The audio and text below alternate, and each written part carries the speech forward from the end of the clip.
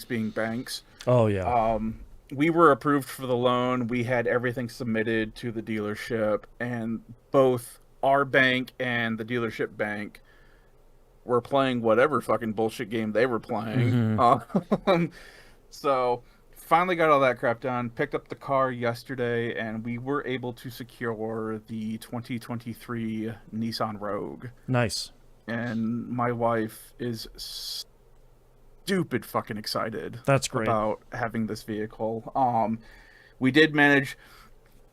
Speaking of things that we should accept AI for, Mm-hmm. we used AI to help us research pricing for the vehicle. Mm-hmm. And using all of that, we were able to have them. The vehicle was originally at 29 grand some odd. We got them down to 27. Dang. All right. So, still a lot of money, but Yeah. it's only going to go up from here. It fucking seems like Yeah. so. Exactly. Yep. Um, but yeah, it's got the full moon roof and everything that goes all the way back into the Ooh, passenger yeah. area. She is super excited about her phone being able to connect with Android Auto. I've been showing her how to use that Right. and how to use the Yeah, voice because they do it communication and all wirelessly that. now as well. Like, they Yep. don't do it cabled. Like, Well, mine so still is a cable connection. Yeah, I was gonna say, for Ditto. this package, so there's two ways you can do it. It will pick up your phone and you can play like music off of it without plugging it in. You still need it plugged in for the GPS and like the auto Oh, okay. screen functionality stuff. So, Sure. excuse me. So I'm showing her all of that stuff. We got her a new charge cable for her car. We got her a nice little Hello Kitty fragrant rear window thing because that's what she Nice. really wanted. And this car has remote start. Oh yeah. And anytime we have to go out to the car, she has remote started that thing. Heck yeah. And she tells me, and she's been super. There's two things about my truck that she has been super jealous with since I picked it up, and that is that it has a remote starter, Mm-hmm. and I have the full ass and back heated seats. Oh right. Mm-hmm. She has remote start. She only has ass heated seats, but it goes up far enough to like about the middle of your back as Okay. well. And she's like, that's all I need it for. It's just that spot. Because she slipped and fell forever ago on ice and tweaked her back, and it just jacked up her sciatic nerve and Right. a couple muscles here and there. She's fine. It's just every once in a while she gets a twitch and she can't move right. Yeah, like the heat helps the most. Yeah. Yeah. So she has told me that she has, since we've picked it up yesterday, she has used the remote starter 7 times. Nice. I'm like, the fact that you are keeping track of that, one, does not surprise me, and Right. two, that still seems a little excessive. Right. Especially since it's not cold out. But yeah, we've been driving Yeah. her around. She absolutely loves it, and I'm glad because that, like I was telling my daughter, the worst thing would be that we spent all this money to get it home, and then my wife's like, I absolutely fucking hate this car. Exactly. Yeah. Like now that she's like, as her daily driver, she's like, this car sucks. Yeah, yeah. But Mhm. it's like, cool. Looking forward to you having it. She was on the phone with my parents in her car. Nice. Because we had just got home from grocery shopping and my dad had called. We were talking. I'm like, well, I'm going to start putting groceries away. And then like 45 minutes, she finally comes into the house. And I'm like, look, I'm Yep. really glad that you love your car, but I don't think you should feel like you need to spend 45 minutes in your car taking phone calls. That's right. Like Yep. the It stock is not market your waits for office, no goddammit. one. Yeah. So, yeah, that's where we landed on that. So we're all good to go. Nice. So, I have a how it goes from here. third-party remote start in my car. Best fucking decision I ever made in my Mhm. life. Yep. Living in a place where the ice can like cake over the entirety Yep. of your car. Like, Yeah. it's just like, yeah. Then it gets hot inside, which melts the ice on the outside. It makes my life easier when I'm trying to scrape the bastard down. That's so Well, good. and the thing, I had offered to bring her vehicle in because I'm not going to set that up because I looked up how to do it one time. I'm like, no, I am Right. not. I had offered to, like, we can drop it off somewhere. There's like a couple places around here that will do it fairly. It's like, I think it was like 150, 250 maybe That's not to bad. get like a decent one.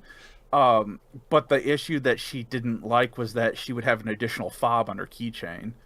And I'm like, Sure. oh, this keychain, the one with all these keys and charms and shit on it, you're worried about an extra fob on there? Right.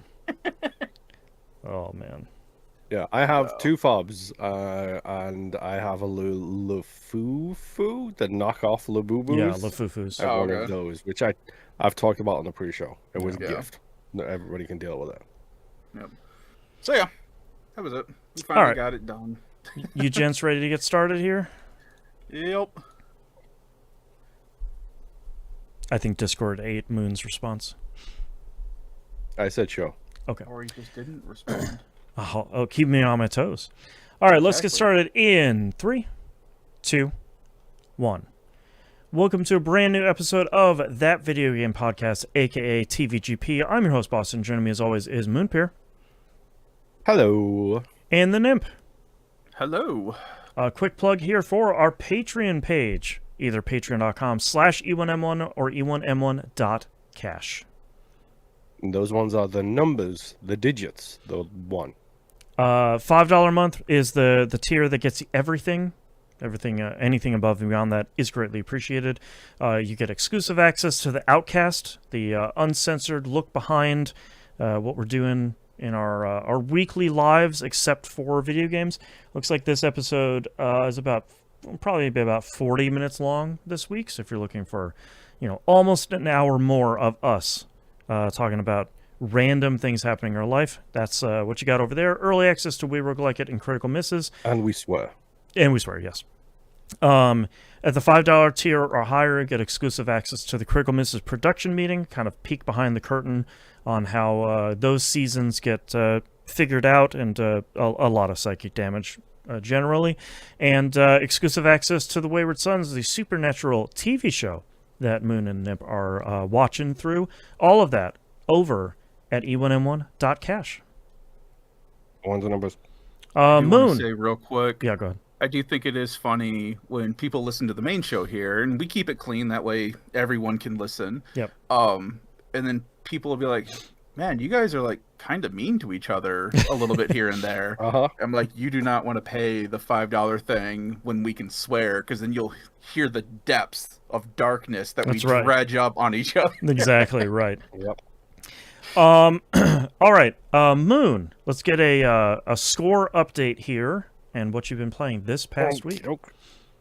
752605. All right. For anybody listening new, this is my crawl to a million game score. Yep. 752,605 is my current number. Nice. Oh boy. Let's start with the negatives first. So touchdown pinball. Yes. I think I might hate this game, dude. Like, Uh-huh. it's so shallow, so delayed. The physics are so rough, and I did some research on what you need to do to get an extra ball in this game, and it is a ridiculous thing that you need to do. Spoiler alert, to get the extra ball on this pinball table, you need to clear the ramp in the center of the table of the defenders, hit the ramp, go through the mini mode that's up that ramp, and then you need to take out every single red player on the field, which is basically you you're making your way up a field with a pinball, 2 sets of flippers, and you have to basically keep the ball in play while knocking down the players to make it to the end zone to score a touchdown. It is devilishly hard, Uh-huh. and trying to get up that and knock the defenders down is a framp of all framps, where it's just like, yeah, you hit this ramp and we're just going to send it straight down the alley in the middle, so you just can't hit it or save it. So good luck with that kind of situation. God. It's nightmarish. So I've put myself on my old pinball duties here, where it's like, yeah, I'll play two credits worth essentially of the table, and then stop playing before I want to, twist my controller in half kind of situation. Yep. Because it's me and I'm cheap and I was born poor. So if I buy a game, here we go on the video version. This is the mode I'm talking about. There was like you have to move it 150 too? players. No, it moves by itself. Oh, okay. But you've just got to knock down the players. But there's like 200 players on that field, and you've got to knock down all the red ones. It looks It's like a ridiculous. It looks like a Musso game up there. There's like a whole field Yeah. of dudes. Like, what the? Yep. This is Well, Muso football. Muso Pinball. There's an idea that we need to get into production as soon as possible. That's right. It's not great, but because I'm so cheap, I kind of have to get every achievement in the game now before I feel like I can put it to the side. And I really regret buying the package of, I think it's touchdown pinball, football pinball, which is soccer based. Mm-hmm. I have dinosaur pinball, which is dinosaur based. The and other there's a good different sport. pinball game too. Yeah. Pinball Manager 2025. That's right. That's Yes. right. I don't know. It's going to be problematic, we'll say, to say the least.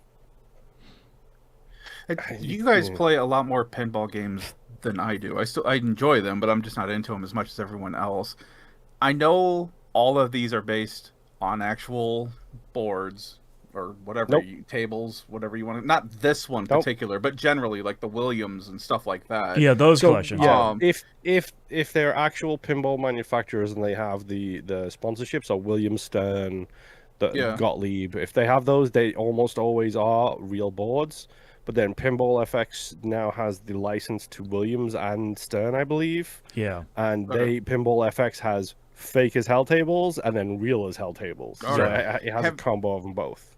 Has anyone ever released like a make your own table kind of thing?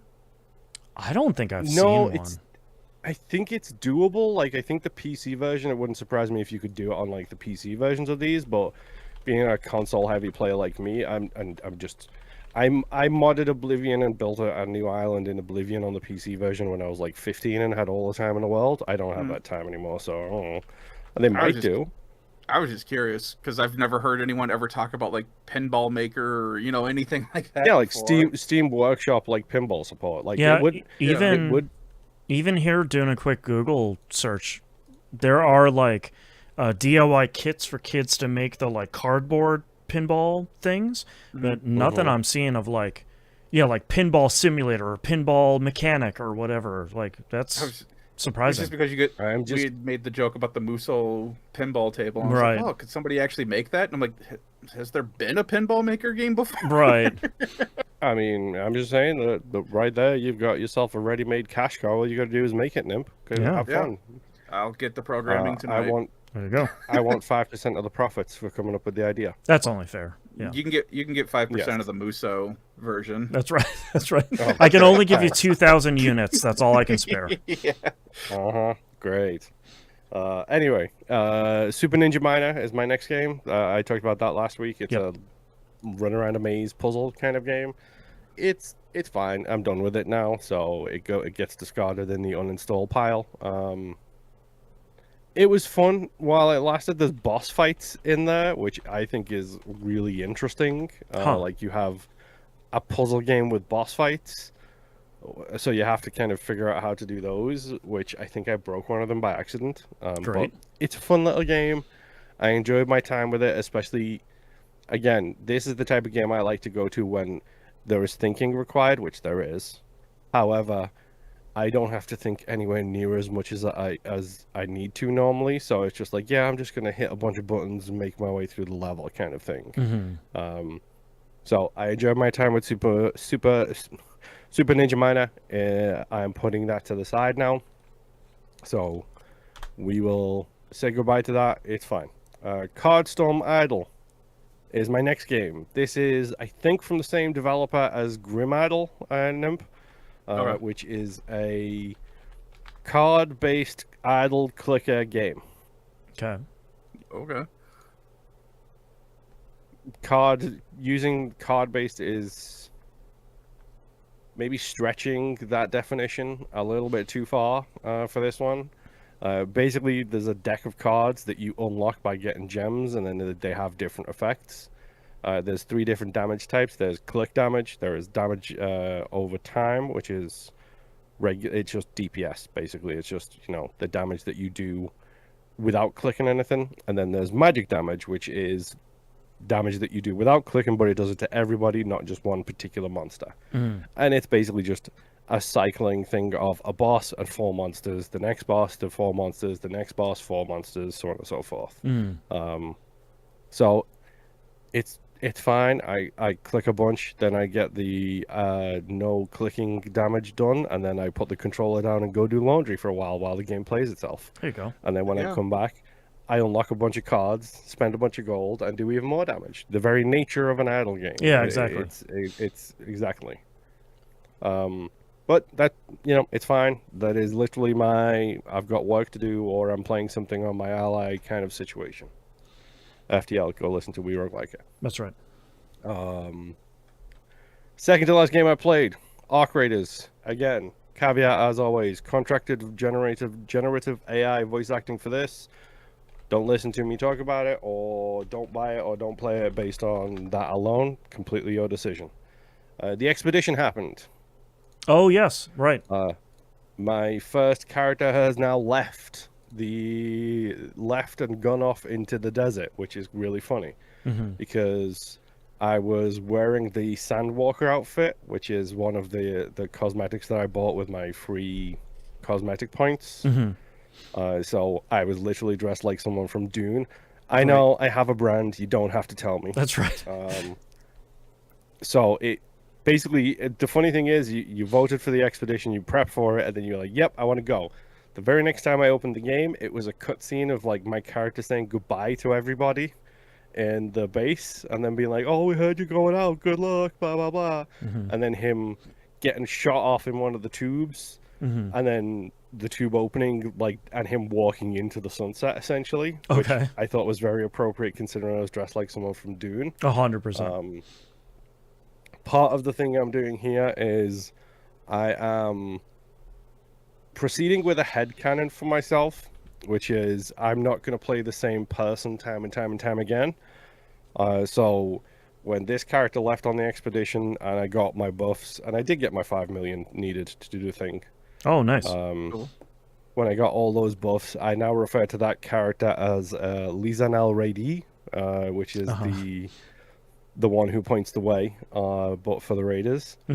My new guy, don't Hey, here's a take your head brand. at reading him. Yeah, I have a brand, bro. That's right. My new character is wearing like t-shirts and like smart khakis. So I'm referring to this character as Abercrombie and Raider, just because He's a business the casual thing that raider. popped into my head. Yeah. And it's like it's like 60 days till the next expedition, and like I'm already building my expedition ready. I've already done a bunch of quests. Again, this is the game I go to when I've got like 15, 20, 30 minutes, and it's like, yeah, this is all I got, so I'm sticking to it. This is all I've got. Like, Right. I can get a run in kind of situation.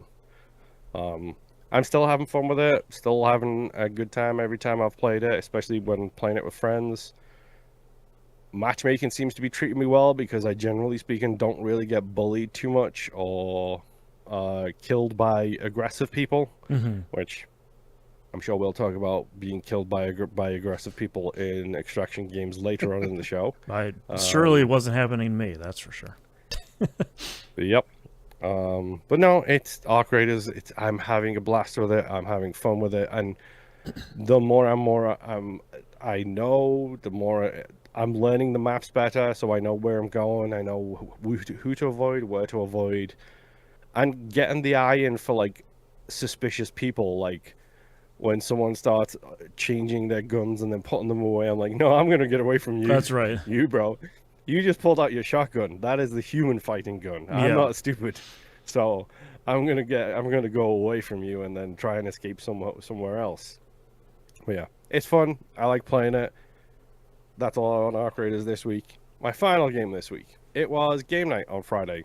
So because we're idiots. I'm an idiot. So a new game has come out and kind of exploded in social circles, Boston. I don't know if you're aware of this game or not. It's called Super Battle Golf. I love the name of it. So basically, friend of the show, Steve, he said he put this the best. Imagine like golf mixed with worms. Oh no. Okay. Except everybody plays at once. You're all on the course at the same time. You have to run to your ball like the last Mario Golf game. Except on the way, there's item boxes with weapons and mines and guns and golf carts and a And whole violence bunch. is constant. Yes. So the way you get points in this is, if you're first into the hole, you get 100 points. If you score a birdie, you get plus 10 points. If you score an eagle, plus 20, so on and so forth. Okay. Second in the hole gets 90 points. Third in the hole gets 80 points, so on and so forth. When the first person puts the ball, puts with two T's, a countdown clock starts of, I think it's 90 seconds. Yeah. And you have 90 seconds. As soon as you put the ball in the hole, your character stops. You do an emote and you stop moving. Okay. You have the rest of the team has 90 seconds to put the ball in the hole, otherwise they get 0 points. Oh wow. Okay. And it's really I don't know if this is classified as a lift game or not. I think it is, because it seems like it came out of nowhere and it's just taken over everything. But it's 1 to 8 players, and I think we played probably like 5 to 10 rounds, like 5 to 10, like 9-round holes. Maybe it was like 7, like 9 hole rounds.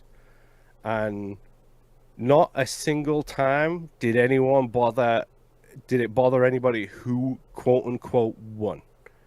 I couldn't tell you who won, because we were all just having too much fun trying to play this golf game while also at the same time like just completely messing with each other. Like, you move relatively slow, but like you can use your golf club as a weapon. So if somebody's trying to line up a shot, you can run over and hit them with the golf club, and that gives you a speed boost. Anytime you attack somebody with a weapon, it gives you a speed boost, so you run faster.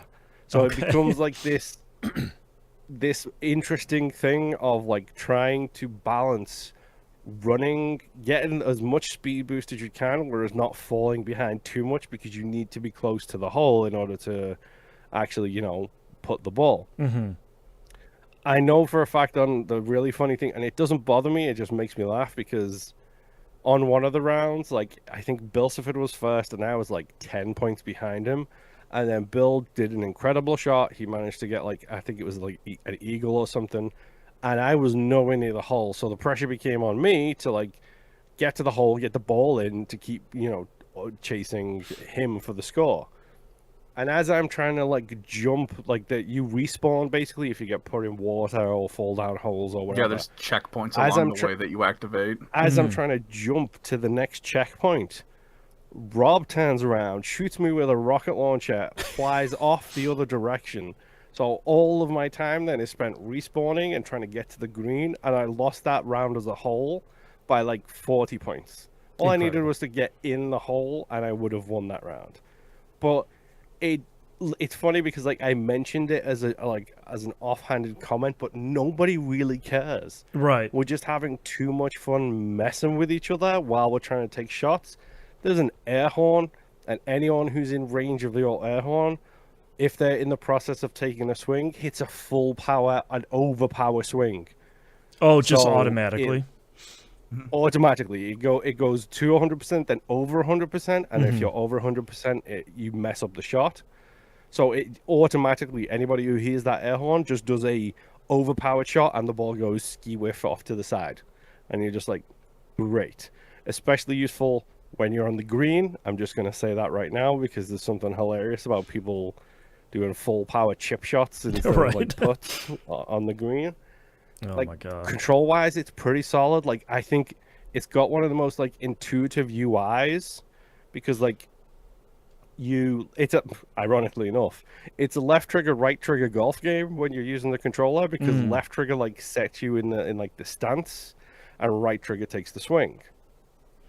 But when you don't have an overhead map, all you have is what you see in front of you.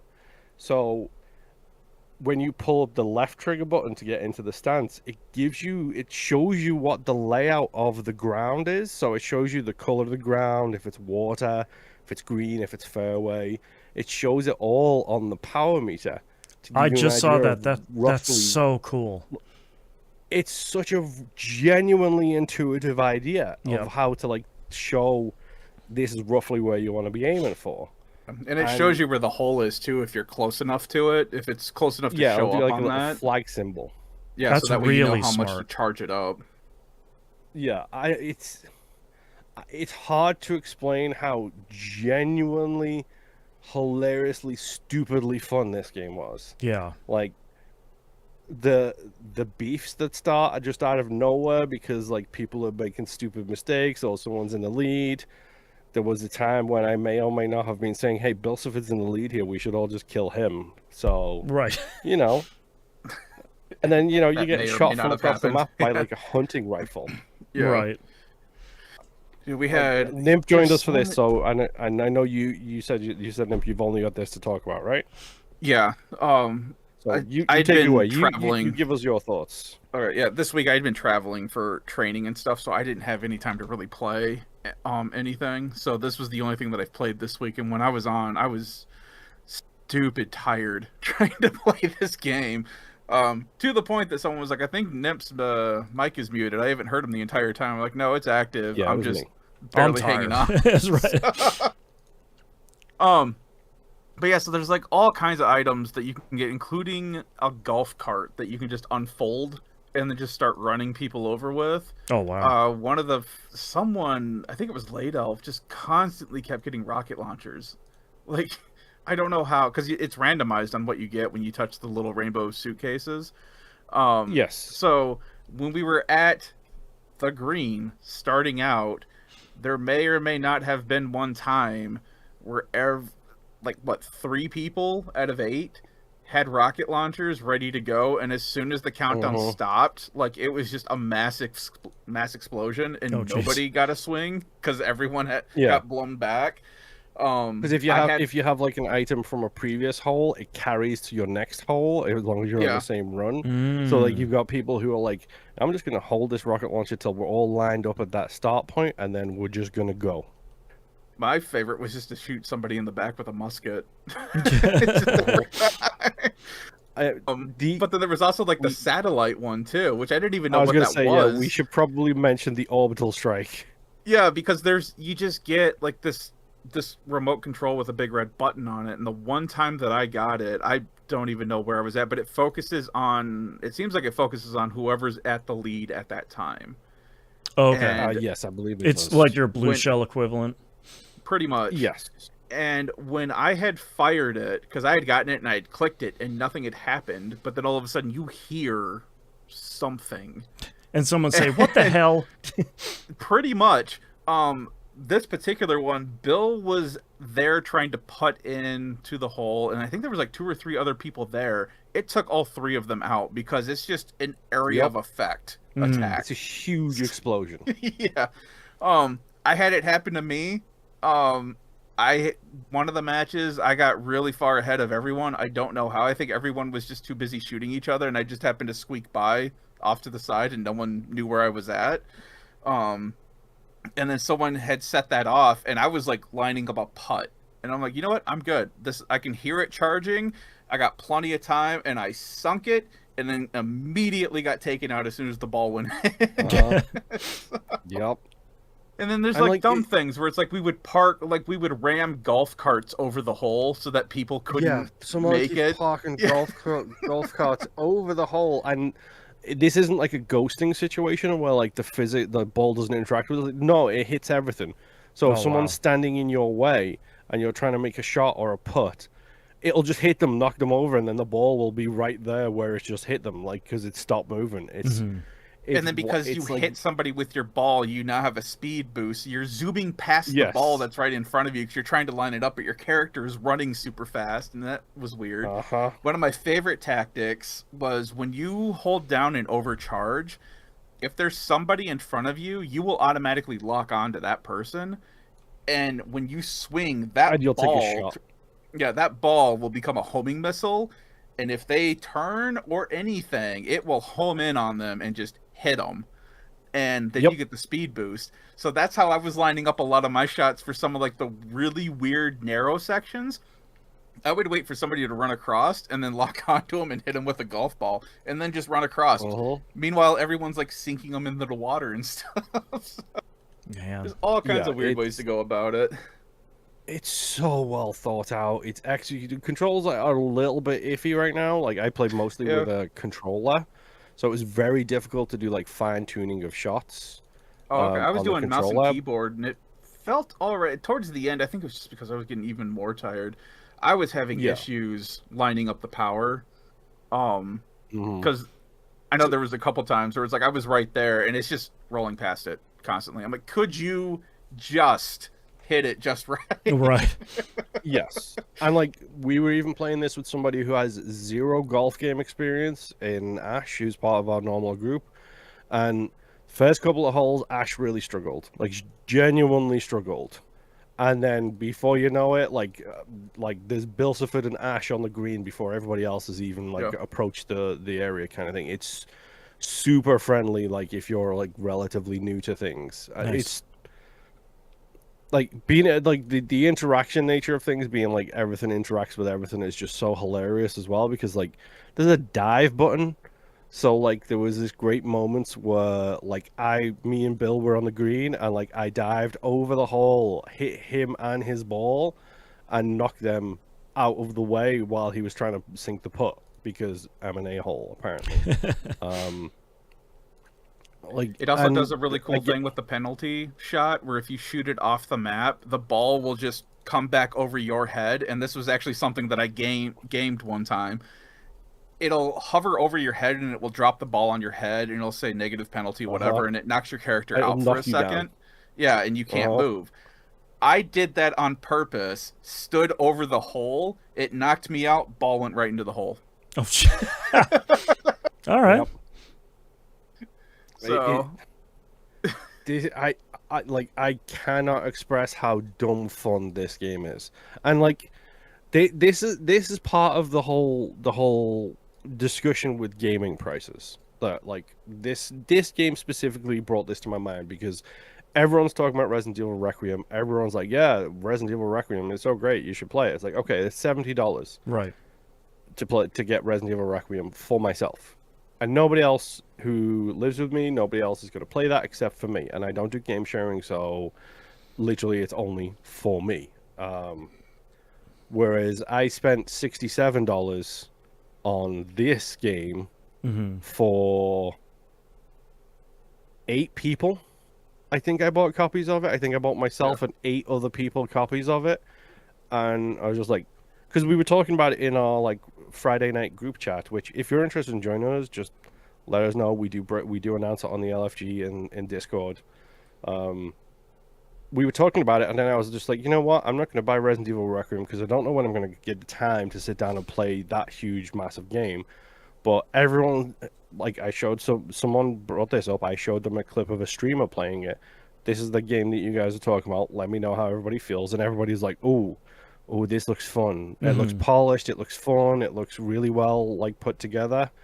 So I was like, cool. So I literally spent $67 and bought like 9 copies of the game for a bunch of people. Right. And then we literally played it for like 4 hours, I think, on like Friday night. Oh wow. I'm just like, yeah, this is great. Like by like 2 hours in, people were complaining about sore faces because they were laughing so much. Like that kind of situation. Like just all the dumb yelling. But with that too, when I had received the email saying, hey, Moon gifted you a game, and I'd seen what game it was, at first I thought it was spam and almost just deleted it. I was not paying attention. And once I had seen it, it's like, oh no, this is actually legit. I sent Moon a message and I'm like, so without looking this game up, I'm assuming we can attack each other with golf clubs or run over each other with golf carts. And he's like, yeah, here, watch a video. Yeah. Uh-huh. Yeah, it's a lot of fun. It's so much fun. And unlike the rest of the Lift games that we have talked about, again, for anybody new listening, we don't refer to them as Friend Swap, we refer to them as Lift, which is Boston Lightly Interactive Friend Time. Yeah, something like that. I've been shortening it to just friend games. Yes. Because I always forget what LIFT but- stands for. Like that is the thing that we all play together on like Fridays. So like we've got Peak, we've got Repo, we've got Lethal Company. Like every other Friday, we all get together and just play one of these. And the group who normally play were just super interested in it. So I was like, that's great. Buy a Yeah. copy for everybody. Like I said, $67, $3 less than one copy of Resident Evil, and we all had so much fun playing it. And the two people who couldn't make it are like, yeah, we're so excited for the next game right now because they own it too, and they're going to be joining us next time. So Yep. Heck yeah. it's going to go from 6 people playing it to 8 people playing it all of a sudden. Nice. And I cannot express. It's so simple and so hilarious at the same time. Like, and people getting annoyed. It doesn't have proxy chat. It just has in-game chat, which works absolutely fine. Mm-hmm. But it's really hilarious seeing like the people shout, and then it gives like little speech emotions coming from the character's face. Oh, right. Who they're very Peak coded as well. Like the facial expressions are very much like the Peak style. So again, Super Battle Golf. It was like, shockingly enough, just like the Peak conversation, it's $8. Mhm. $8 is not $10 or $7.99. $7.99 is not $10. $7.99 is $5. Yeah, So, exactly. There you go. Also, too, you don't have to, as we were talking about earlier, you don't have to be good about the game. You don't necessarily have to golf either. Exactly. You can just be a menace. Right. There was one Just a couple of rounds where set. you and Elf separately We- a couple of times are just like, yeah, we're not going to play golf. We're just going to shoot everyone. We're Yeah. just gonna screw over everybody else. And I think one time I scored second by accident because my explosion knocked my golf ball into the hole. But yeah, it's like, yeah, you can do it that way, and it's just us yelling at each other, being like, "Why would you do this to me?" Like, I Right. just finally got over this hill, and that is kind of. I did feel bad one or two times. I think maybe it was you, Moon, where you had been struggling to get to like this one area, and every time you got close to the spawn point, somebody would blow you backwards and knock you off the Yeah, map. it happened a couple of times. Yeah. And yeah, because he wasn't close enough to initiate that spawn point, he would start all the way at the front and have to go all the way back. So Oh, jeez. I Yep. felt bad one time and got over it real quick. So Like I said though, I mean that's the funny thing about it. Like we probably played like at most maybe 7, maybe 8 rounds. I don't know Yep. the exact amount because we weren't keeping track.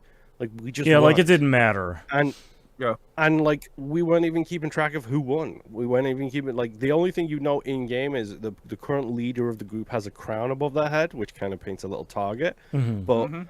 other than that, like nobody was paying attention to it. Nobody cared. It was like we don't care who won the last round. What's the next round? Yeah. The one downside for the game right now, in my opinion, is there's 3 different maps. Each map has 9 holes, so it's a half of a full run essentially. It needs more maps quite desperately. So I'm Yeah. hoping that Steam Workshop, I'm hoping it has workshop support, or somebody like starts putting a bunch of maps in it because it's super well developed, and the maps don't feel the same because of the randomness of like the weapons and the situations that Yeah. everybody finds themselves in. So they don't feel samey every single time you go to play it. But it's one of those things where I'd like a couple more like courses in there, like someone like rip the files from the golf club games and stick the real world like courses in there. Yeah, you just want a Just lot more for- stuff to play. Can you imagine? Yeah, exactly. 4K, Like, 1080p, give me those. and then your little cartoon character on the green just Uh-huh. nuking Yeah. somebody from across. Because Oh, yeah, the 100%, only like- other thing too, your placement does give you in-game currency, and that's just so that you can buy just like random costume sets. Like I have a Plague Doctor mask. I'm running around with a Morning Star as a golf club, Mhm. and I think my golf ball is actually a baseball right now. Okay. Like, Yeah, and that's my just golf what you're ball is a spending your tennis in-game. ball. Yeah, and that's just what you're spending your in-game money on. That's Mhm. it. So And they don't have any effect. They're all purely cosmetic. Right. Yep. And just like Peak, the unlocks are based on achievements as well. Mm. So there is one golf club that I'm saving up the money to buy right now, which is for the I think it's the Slowpoke achievement, and it's literally just a snail. Like it's a really long-necked snail That's as your great. golf club. So I'm saving up for that bad boy at the moment. But it's like, yeah, like this game is insanely great for how completely out of nowhere it showed up. Mm-hmm. We do have to work. We have to coordinate next time because someone had mentioned that there was an achievement for loading up a golf cart with people and then driving it into the water and having everybody drown. Oh, great. Yep. You can. There's 2 seats inside, 2 seats outside, and I think you can get 1 person on the roof, like hanging onto the roof or something like that. It holds 8. It holds Does it? a Okay. full lobby on a So, single golf cart. I think don't it's know two how, two but sides, 1 roof, 1 front, 1 back, and I think that's everybody. okay. So one time we're gonna have to figure that out. But It's so stupid. Like the game is so dumb and it's so great. I love it. It's fantastic. Like join us. Like seriously. Like it's not an early access. I feel like it's really solid. Like yeah, that was the thing that surprised me is how solid this game is. Like it's really well put together for yeah. something. There was that no I hitching or haven't heard of. anything. Voice chat was solid. So, yeah. Yeah, it's $8. Buy it. Join us. Sorry, it's $5 technically if you go by the $7.99 rule. Yeah, exactly. Like pick it up. It's ridiculously fun. Every 2 weeks we play. We'll probably be playing this for at least a couple of weeks, and then the Wheel of Fate will come back. Yep. Give it a shot. Play with your friends. It's so fun. But yes, that's all I've been playing. I'm assuming Nimp, that's all you've been playing, That's Joe. also all I've been playing. So Boston, All what right. have you been up to? A little bit more Stardew Valley progress. I haven't talked about my path to the platinum lately. I got 2 new trophies for this past week. First one, I completed all the Monster Slayer goals. I thought when I killed all of the magma sprites in the volcano on Ginger Island that was the last one I had. That was incorrect. I still needed, I think it was like 9 more Pepper Rexes, the dinosaurs. So I lucked into those in the Skull Caverns, and I have completed all of the Monster Slayer goals, which Nice.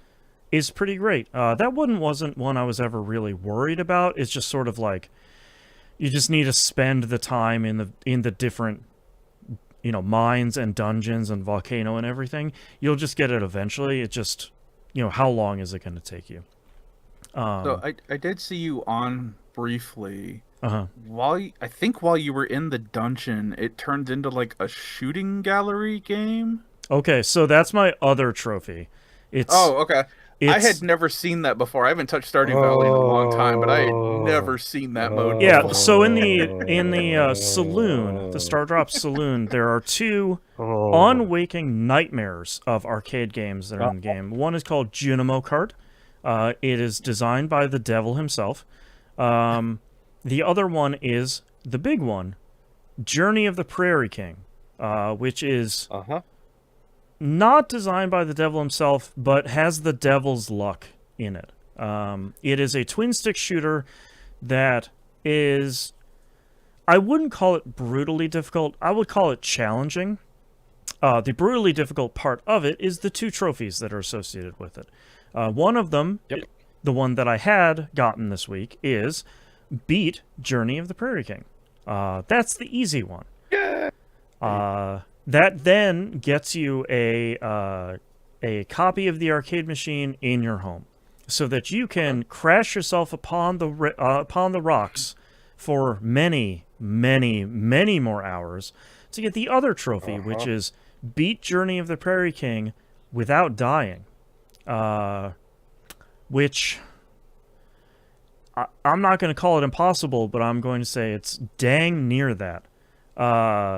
And largely because... This is mean. Like, let's say this is mean-spirited. It's fairly mean. And the problem with the game isn't that it's hard.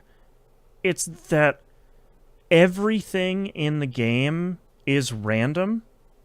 Enemy spawns, how many enemies spawn, like where they spawn from, how much money they're going to drop, what items they drop that you can use or store in the run.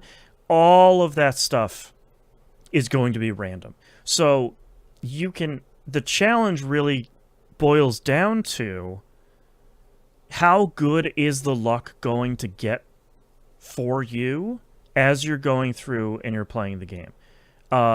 historically, the luck is going to be bad. I'm just gonna be honest with you, and you're not gonna get enough money to purchase the upgrades. All the upgrades are like ridiculously expensive, or you're gonna be in a safe corner, and the next thing you know, a butterfly is gonna spawn right behind you and one-shot you because you can only take one shot in this game, or like you prioritized increasing the damage your gun does over the speed that your boots can carry you, and everything is way faster than it should be. Yep. So this is mean. There is I don't consider this a cheese. There is a way to kind of cheese this, and this isn't my goal. It might be where I resort to going eventually, because the main problem with these is you don't need to do these for the 100% completion for the game, for mastery. You only need to do it if you're going for the full 1,000 gamer score, all of the achievements in Steam, the platinum, whatever. There is a way that when you have the arcade machine in your home, it basically saves your run after every in-game screen. So you complete the screen, you go to the next screen, and it saves it. So if you leave the machine, you go to bed, and you come back, it will still be in the same spot. So the way that you can kind of cheese the game is basically complete one screen a day perfectly, and then if you die in a run, you close the game, you open it back up, you're back where you were before. You still have to play through. Close the actual game. Close Stardew Valley. Your computer, or yeah, because you're basically canceling that day out. You can do this every once in a while for some stuff in the game, like you get trapped in the Skull Caverns, 5 of the long serpents trap you, and there's nothing you could do, and you feel like it's kind of a little bit of BS. Close the game out. You don't save that day. Start that whole day back over, and don't lose any of your items or whatever. So you can do that in this. I'm going to try to get it without doing that, but the frustrating part about these 2 trophies is the rest of the stuff in the game is not only not like this, it's not even 1% of the difficulty of this nightmare simulator that is this arcade game in the saloon. So it's like, it's this kind of thing of like, a lot of the trophies I have left are like, earn $10 million on your farm. I'm just going to do that over time. I'm at like 1.5, 1.7 already. Cook all the recipes. Craft all the items. And it's like, yeah, that's just doing all of the rest of the stuff in the game. So this, like, it's always been this kind of thing where you look at going for the platinum or like the full 1,000 score, and you're looking at this being like, come on, man, I got to play this like incredibly difficult, like, rolling the dice twin stick shooter that's like so different from the rest of the game. Okay, I guess. Like, that seems really weird. So I'm gonna try and do it without, resorting to the quote unquote cheese method. But at some point, it's there. It's there if you need it. I'll be doing it, and I will not feel badly about it, because if this was a thing, I was thinking about this when I was streaming this. If this was a thing that just required me to get better, like if this was Sectori, where it's like, you're just not good enough at the game yet, you just need to keep practicing and learning enemy spawns and figuring out the weapon combos and figuring out the upgrade paths, I'd be fine with that. I would keep progressing. I would keep trying to get better and better through, like, run over run over run, as opposed to you just have to have that really lucky run. And to me, that feels the roughest part of, like, it's just you're just rolling the dice. Is this run going to be the lucky one? And that doesn't feel that great.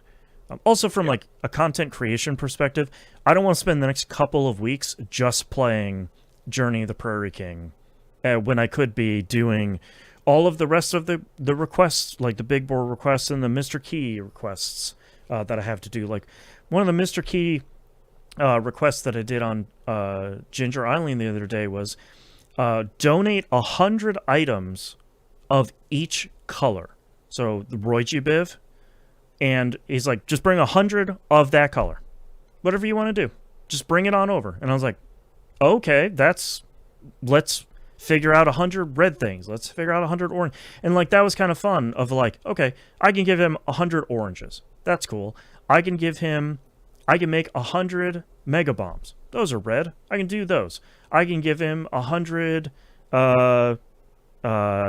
fiber.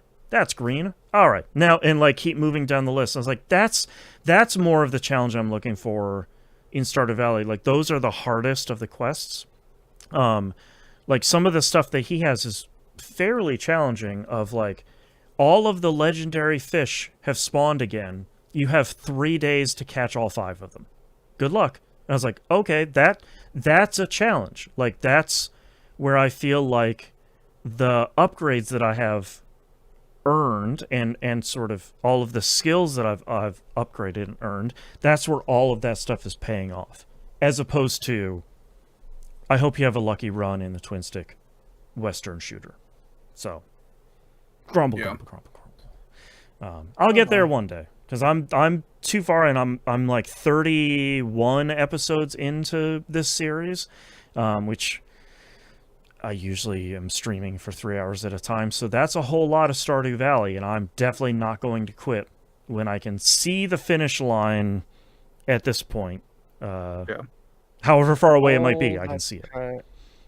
All that time ago when we suggested doing this for Game Club, and you were like, "No, I don't want to." I don't want to get. Where you are I don't now, want to get addicted to it. And here I am. Yeah, now it's just every Tuesdays and Thursday, and Yep. Just living on the farm. Yep. I mean, you could also always start and end your stream with a run of that shooter just to see where you get. Yeah, like that's probably where it will be eventually, is sort of like, all right, let's spend a little bit of the last bit here trying to make some progress, but we'll see. I don't know. I still love Stardew Valley, though. Like, I'm still having a lot of fun. The reason why I'm doing so many of these requests, like the big board requests and the Mr. Key quests, are most of those result in a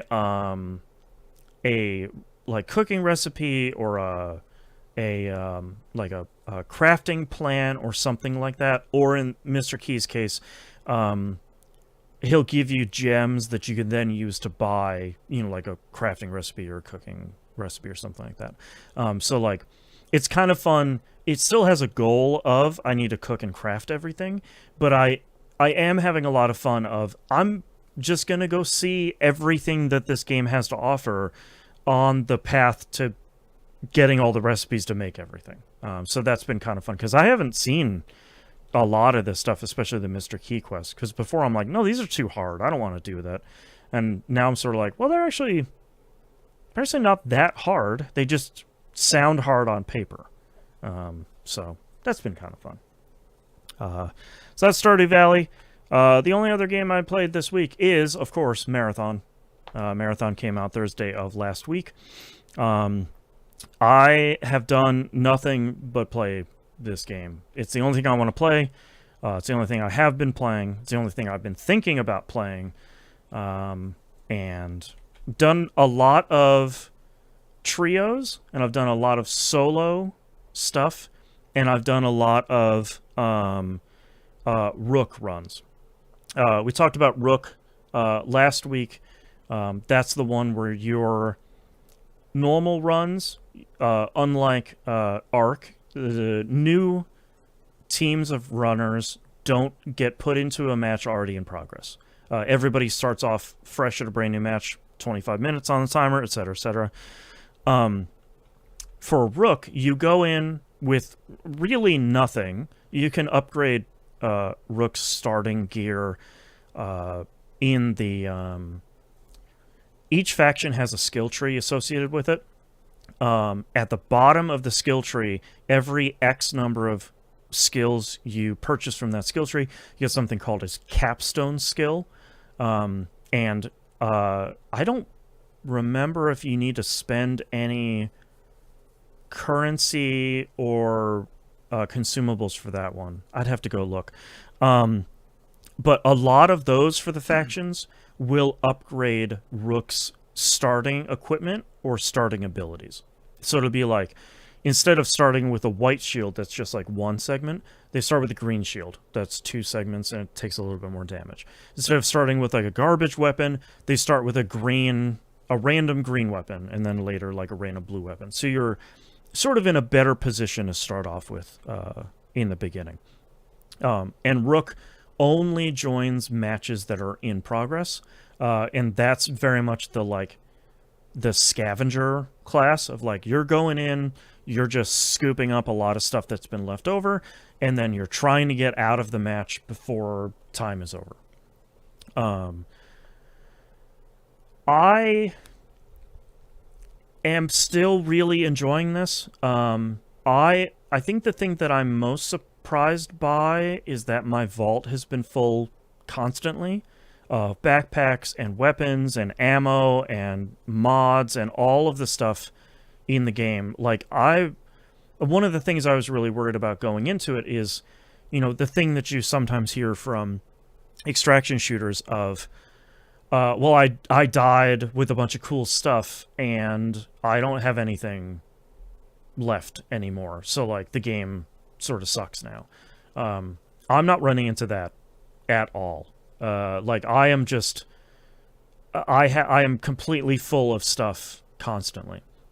And we had talked about this last week.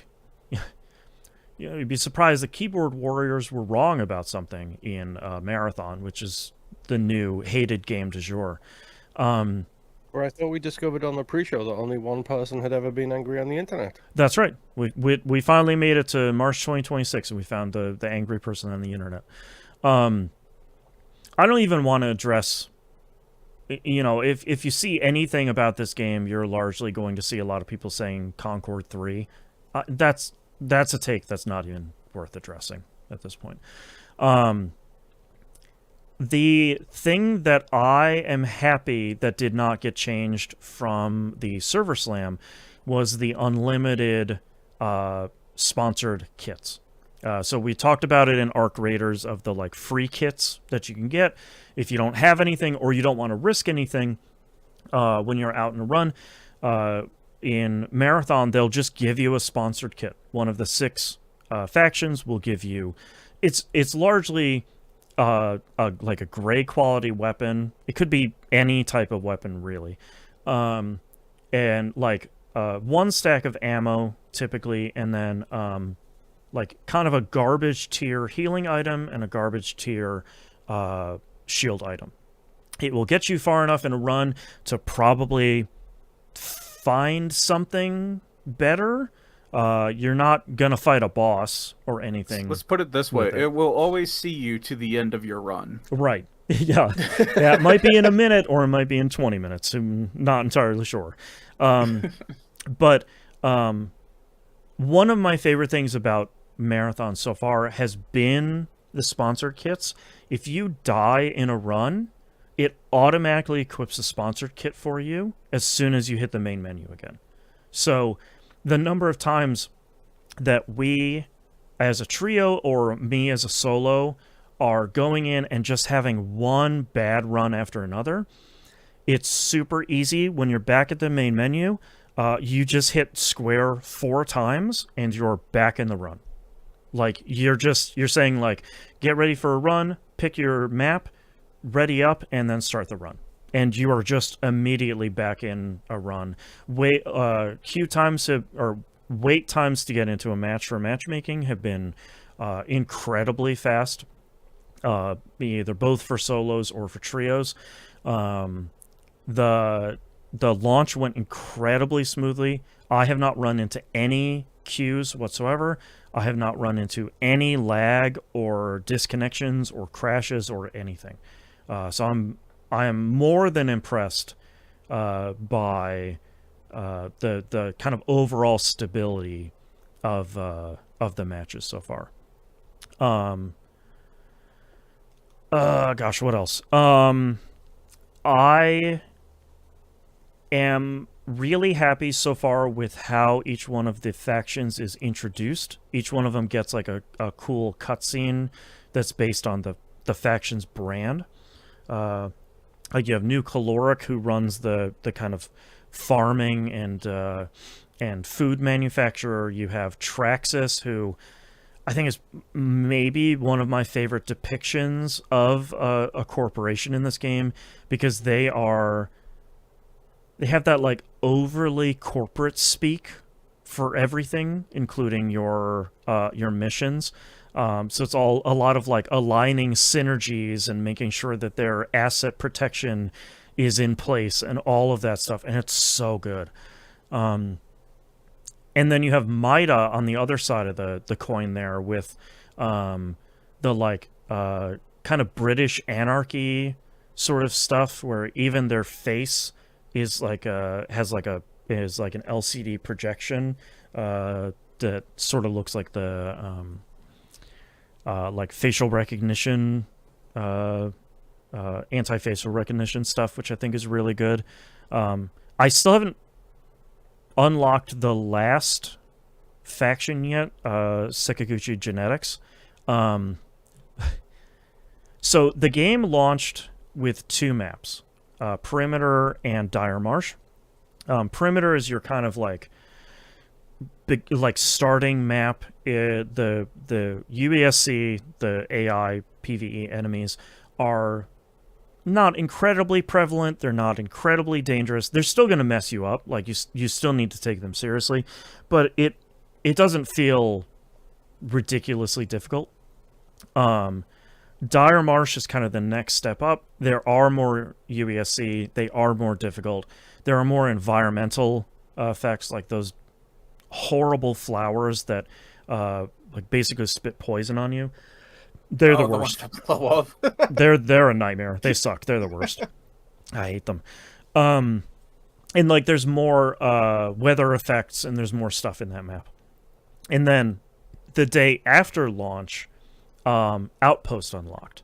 And they set that aside for a day to let everybody get geared up, and you have to be runner level 12, which is essentially your account level, to start that map, because that is like a significant step up in difficulty from Dire Marsh. It is a much smaller map, but it's much more vertical. There are less teams on the map. There's only 4 teams, including your team, as opposed to like between 6 and 8 teams for the other ones. And it's like an active UESC facility. So UESC are everywhere, and they are way more aggressive, and a lot more stuff that you do is going to flag them and have them starting to come find you and starting to start harassing you. So it's kind of neat that we've already gotten a little bit more stuff in there, and maps that are the 3 maps in there are radically different from each other in ways that I really like. There is a 4th map coming, I think in like 2 weeks or so. I think it's going to be the middle/end of March. That's going to be the Cryo Archives. That's going to be some of the bottom floors of the Marathon ship. So that's going to be our getting off of Tau Ceti 4, the surface of the planet, and getting onto the Marathon ship itself.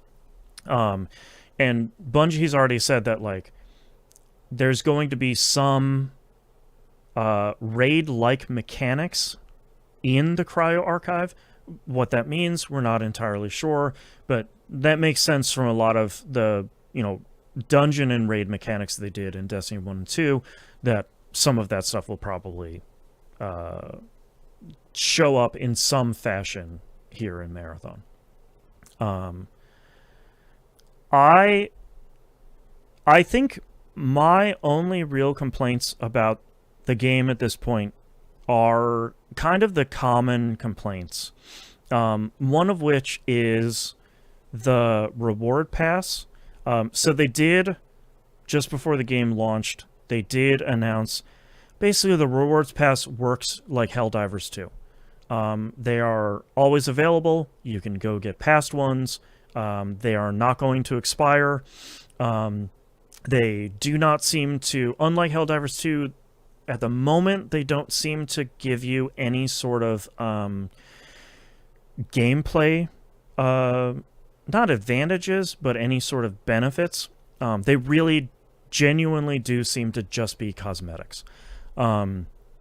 You earn there's 3 currencies in the game. One is credits. That's the stuff you're just picking up on runs. That's the like free currency stuff.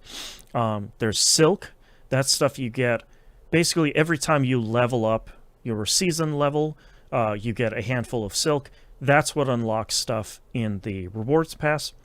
And then there's Lux, which is the premium currency you're paying for that only is redeemed in the store, which I'll get to in a minute. As a result, the rewards pass is kind of lame. They're like, a lot of the stuff that you're getting in the rewards pass is like weapon skins, which they all kind of look fine, or like emblems, which are very small in the game, like very, very small in kind of like the bottom right-hand corner, or character backgrounds, which you kind of don't see that often. There's one other thing in there, weapon schemas, which I believe will make that weapon show up as a purchasable option in the armory in the game. So it's basically like the in-game credit store. You can buy stuff for credits. You can also barter stuff, which is like the really great way of doing stuff of like this faction will give you 3 healing kits for 1 sparkleaf. And sparkleaf is just like a flower you can pick off the ground. So that system works pretty well. But that's kind of it. Like there is the kind of capstone reward for the rewards pass, or for the reward pass, is a skin for Glitch, I think it is, one of the runners. But it's really just kind of like a black skin, and like it looks fine, but kind of not anything I would want to like specifically push towards. And to Marathon's credit, there are a ton of skins in the game, and like emblems and backgrounds and weapon skins and stuff. The majority of those, I'd say probably about 80% of those, are earned through the codex.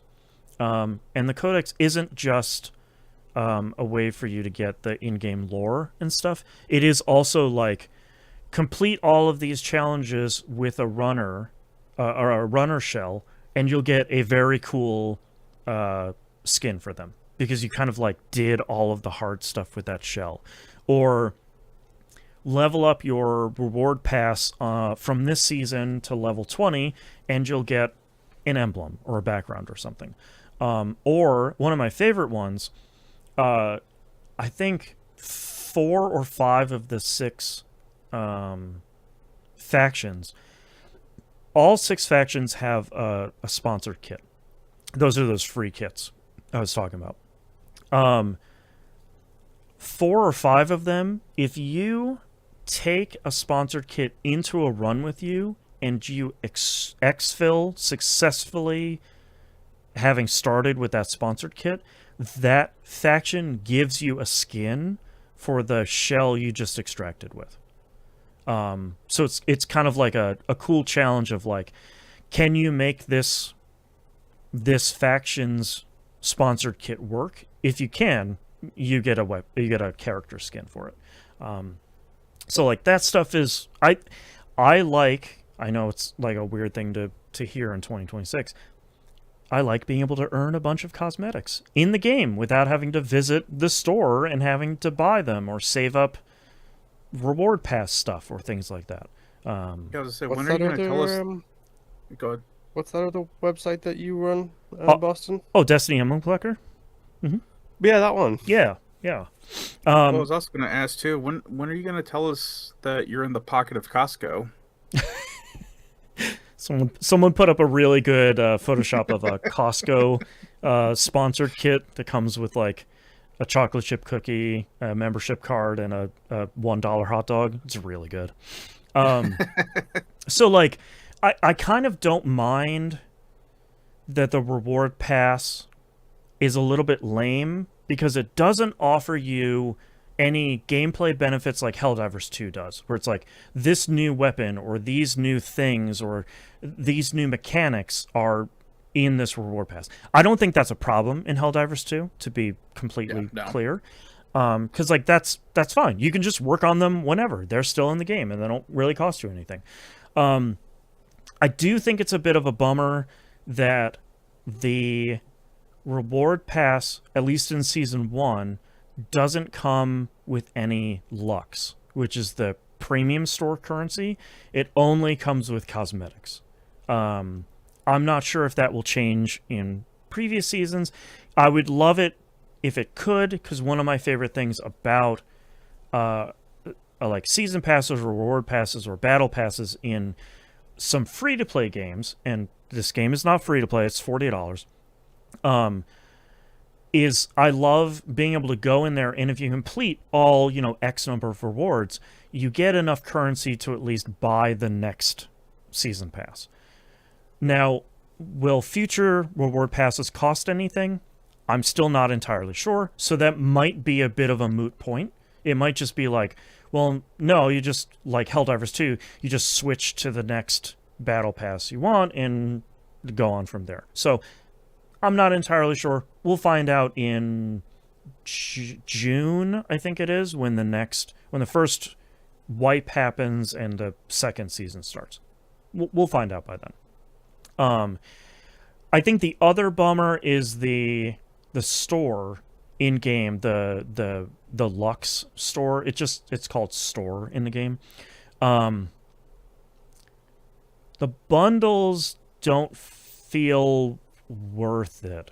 So there's a skin for each shell that's for sale in the store right now. And another bummer is I bought the deluxe edition. I did mention last week that Bungie would be sending me a code for this. For various reasons that did not materialize in time, so I spent the $60 and I bought the deluxe edition. It comes with 4 skins for 4 of the runners. It's a bummer because there's 6 runners, so 2 of the shells didn't get a skin. And the skins that come in the deluxe edition are actually pretty cool because they look like something is like infecting the shell, and you can see like exposed wires and like kind of blood splotches and stuff on it. Like, it looks very cool. So kind of a bummer there aren't 2 additional ones to cover every shell. But a new skin for a shell in the store, and a lot of them look fairly cool, to be fair, is $10.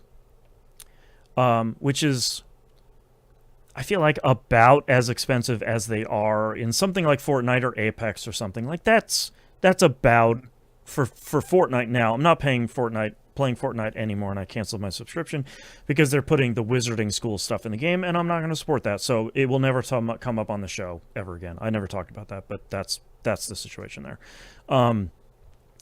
That's when I was finishing playing Fortnite. That was on the lower end of skin costs, which is kind of why I stopped buying skins.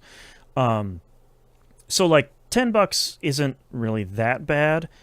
For $15, you can get the bundle, which is basically like a skin, the same skin, like an emblem, a background, a weapon skin, and something else. Oh, like a weapon charm. Sometimes, so you can have the like dangly bit hanging off of your weapon. That's $15, which is sort of like, that feels less worth it because you're kind of getting like a bunch of stuff that you already are kind of drowning under already. Like you're getting emblems and backgrounds and weapon charms and sort of stuff a lot in the game anyway, sort of through the codex and through the reward pass. So like that extra $5, at least on the surface, doesn't feel like it's entirely worth it. And then like there's a little bit of static here, and I think there might be a little bit of misunderstanding here. I keep meaning to go through and look at these systems, and I keep forgetting because every time I fire up the game, I'm like, yep, just going and doing a run. Yay, woo! It appears that the weapon charms, so little dangly bits, can only like one specific weapon charm. So let's use the Death Stranding 2 axe guitar thing as an example. That's one of the PlayStation exclusive ones. You can only equip that. It appears you can only equip that specific weapon charm to one weapon type. So like if you want that on your sniper rifle, you can do that, but then you can't equip that weapon charm to your pulse rifle or your machine gun or your whatever, or your AR. That appears to be the case from what I've seen. I don't think that's the end of the world. I think it's a little bit frustrating, but I kind of don't, I'll be honest with you, I kind of don't care at the end of the day about that one. The one that seems to be really weird is there are also weapon stickers that you can apply to your weapons. And there's like 3 specific spots you can apply stickers to. And they're like the Marathon logo, or a picture of Bingus the cat, or that's that like pink robot cat. Or like a picture of a rabbit or something. Like I don't really care about them whatsoever. I don't. They're not something that I'm drawn to. It appears on first blush that maybe those stickers that you're getting, and you're getting some of them from Codex rewards too, maybe are consumable items as opposed to things you can potentially reuse over and over again. But I keep meaning to go and look at that system because I feel like there might be a misunderstanding from me as well, and from kind of the larger community of I think it's just like the weapon charms of you can kind of only apply this Bingus sticker to one gun, and then you'd have to like take it off of that gun to go put it on something else, which is still a dumb system, but like I don't think it's like you put on your sticker once and you peeled it off and it just disappeared in your hands. Like I don't think it's that sort of way. So I think it's a bit of a weird system. It's one of the things in this game that kind of feels like maybe a little bit hacked together at the last minute here, and maybe isn't completely explained super well. But those are the only things that I'm sort of like, that's kind of a bummer. Or like it's kind of a little odd. I do still see people complaining about the UI a lot. I still do not understand this complaint whatsoever. It's very much a thing of like you need to read what the words on the screen are saying, and it explains everything to you. And if you don't understand a screen, click the question mark, and it pops up with an entire screen's worth of tutorial for you to read. Like it's the most like non-issue thing of all time. It's not. I don't think it's the most immediately obvious thing, but like it's fine. There's also a contingent of people that are upset that when everybody readies up to do a run, the party leader has to push square again to start the run instead of like a countdown starting, which like I get because that's not how a lot of games work, but also like again just read the screen and it will say push square to start run and has like an arrow of like you're gonna get going. Of what to do? Yeah. A lot of people are like, attention. it's a lot of people are like, well, we all readied up and then I picked my phone up and then 5 minutes later we weren't in matchmaking. It's like, yeah, put your phone down, man. Like I don't want to be a boomer about it, but like just pay attention, dude, to like the run. So like those are all kind of like minor issues at this point of like the game. I think in what I'm gathering from extraction shooters overall, the game, like a lot of other extraction shooters, is very disinterested in holding your hand. Like you're going to get in there, you're going to crash yourself upon the rocks, you're probably going to die and fail to exfil way more times than you are going to successfully exfil. And it's going to be challenging, and you're going to lose a lot of loot, but that's just kind of how it goes. And like, the number of people, and I feel like I had the same experience as well of like, okay, I think I got it in my first couple of matches, but then like 5 hours later, it really clicked with me. Like I'm getting some upgrades, I'm figuring out how the armory works, I'm learning the maps more, I am slowing down and using audio cues a lot more. Like I'm figuring out the pace of the game as opposed to just like go run, that sort of thing.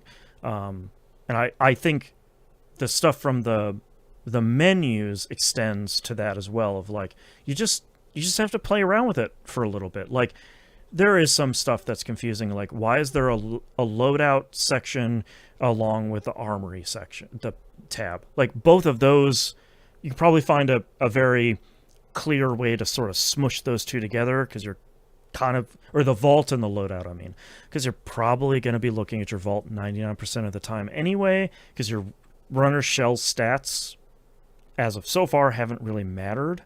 At least that much. Like increasing your hardware, increasing your firewall, which is basically like environmental protections or like hacking protections, that helps a lot.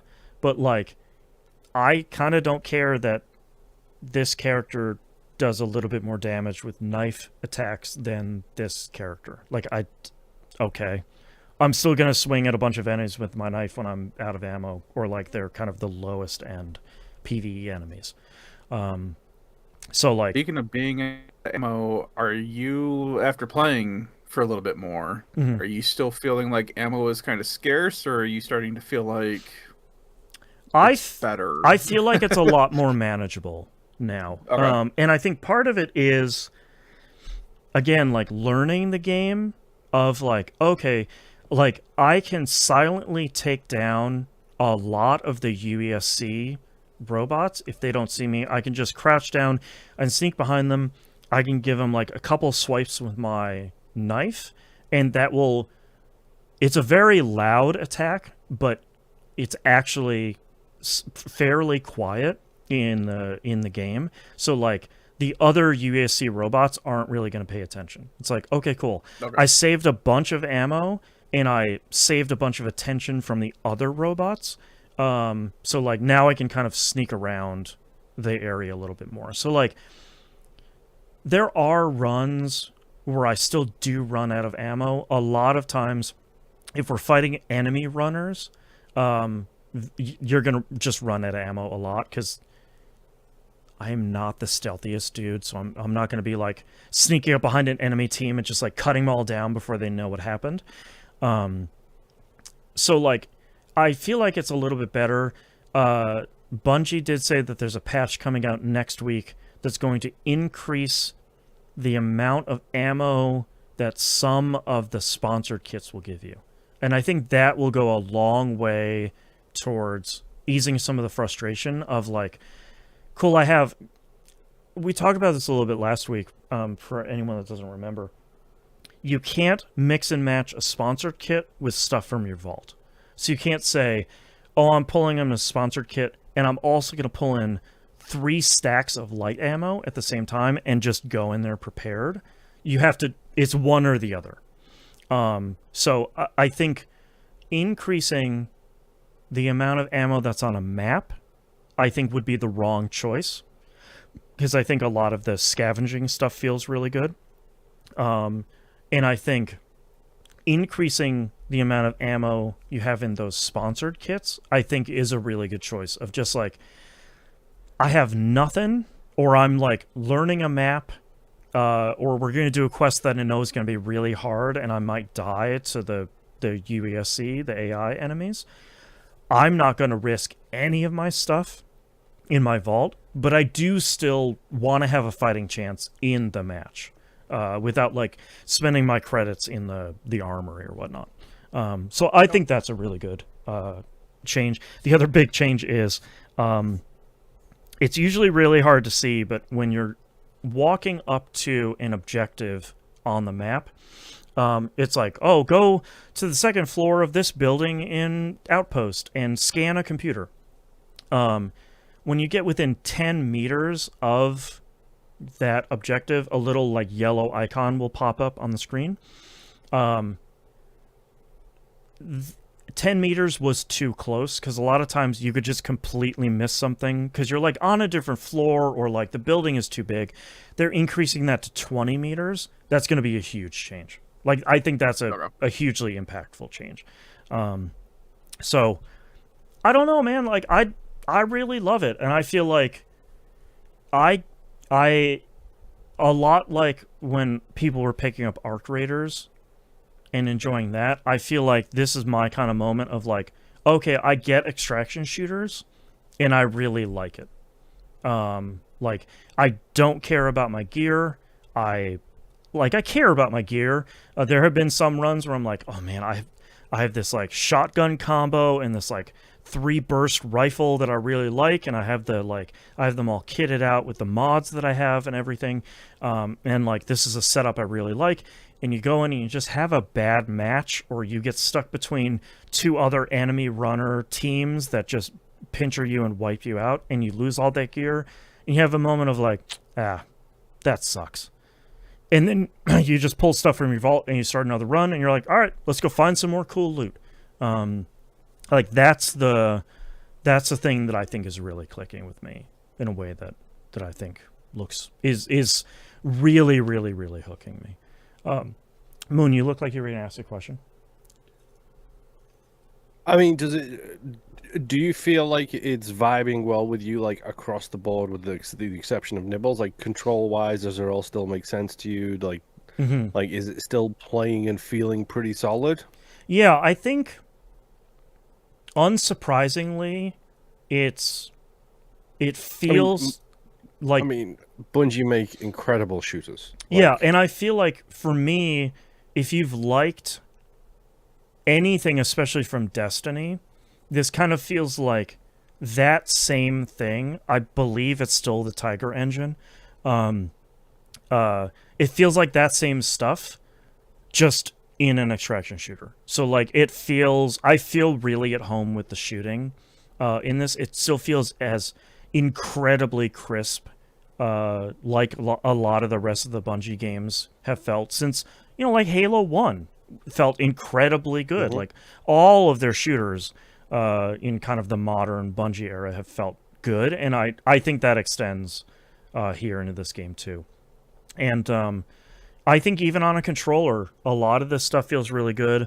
I think every once in a while you'll run into some issues of like, I'm just trying to loot something from like a downed enemy runner or a container or something, and like I'm having trouble looting it because like it does the like Bungie mouse cursor thing on console, which is like, it's fine. I'm used to it. It's not great. It never moves fast enough. It's too sticky. Yada yada. They're never going to change it, so whatever. like every once in a while you're like, oh god, I just wish I could move a little bit faster in this menu because like I think I hear the UESC stomping down the hallway. I just need some healing or ammo thing here. I need you to like help me move these things faster. But I know that's part of the extraction shooter thing of like, cool, are you going to take that extra 10 seconds to try and get, a piece of gear or swap out a weapon or put an attachment on, or are you just going to try and get out of there? So I know that's like part of the thing, but yeah, like everything has felt really great. It looks incredible. I know people are still kind of have some people that aren't playing the game feel very strongly about the art style of it. And I think all of that stuff, this like prefabbed 3D printed terraformed sort of stuff holds up really well in game. The thing I hear a lot from people are like, the guns look like they come from Minecraft. It's like, no, they're just very colorful. I don't know what to tell you, man. The video games can have color instead of just be brown. So like a lot of those arguments are like, again, like not even worth diving into. I think the game looks incredible. I think it sounds really great. I think a lot of the positional audio stuff works really well. Every once in a while you run into an area where I think kind of purposefully, like maintenance on the Dire Marsh map. Maintenance on Dire Marsh and the hauler on Perimeter are like meat grinders 100% of the time. They are just like the sweatiest, worst place for your runner shell to die. But like sometimes the kind of like larger or smaller areas, the way sound travels in there can mess with you a little bit. I think on purpose. Like maintenance is a huge, giant, like airplane hangar sized area, so it can sometimes be hard to figure out where enemy runners are coming from. But I think that's kind of on purpose of like, it's a really big area, it's going to be hard to pinpoint this stuff. So like sometimes that's sort of like, well, I didn't even know they were there, but I could have looked on the second floor. I knew there was a second floor up there. But yeah, I don't know what else to say. That I wanted to cover a lot of the like post-launch stuff of like, surprisingly, people on the internet were wrong. The sponsored kits are unlimited on the release, and that sort of stuff. Like when you first get introduced to sponsored kits, there's like a confusing tutorial pop-up that says like sponsored kits refresh daily. And what that really means is a different sponsor will give you sponsored kits daily, as opposed to the other reading, which is you get one sponsored kit a day. That's not the case. Sekaguchi Genetics will continue to give you some garbage starting stuff until you figure out how to exfil. Like, they are more than happy to do that. So it's in a really good spot. It seems like a ton of people are playing it. I'm not really one that's concerned about, the Steam concurrent players or sales numbers or stuff. The community so far seems healthy. Like not queue time, but matchmaking times are good. They're a little bit long sometimes for solos, but that's to be that's understandable because it's trying to match you with other just solo players. And I think that's a smaller population than trios.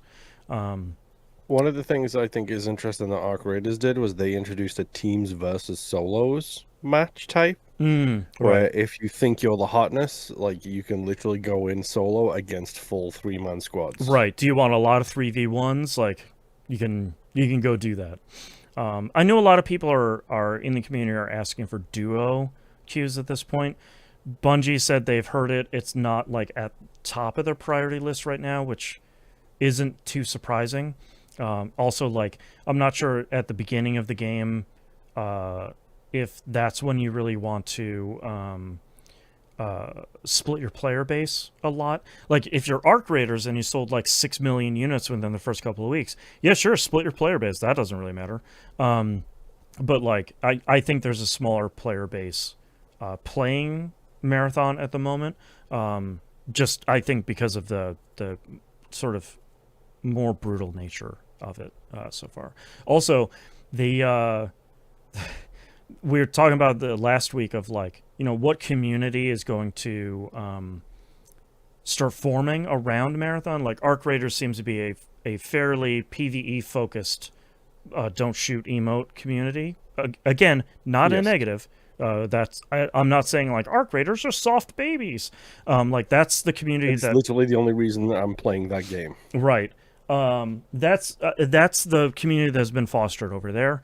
The community that so far has been forming and fostering around Destiny is if you see someone else, you shoot them until they're dead.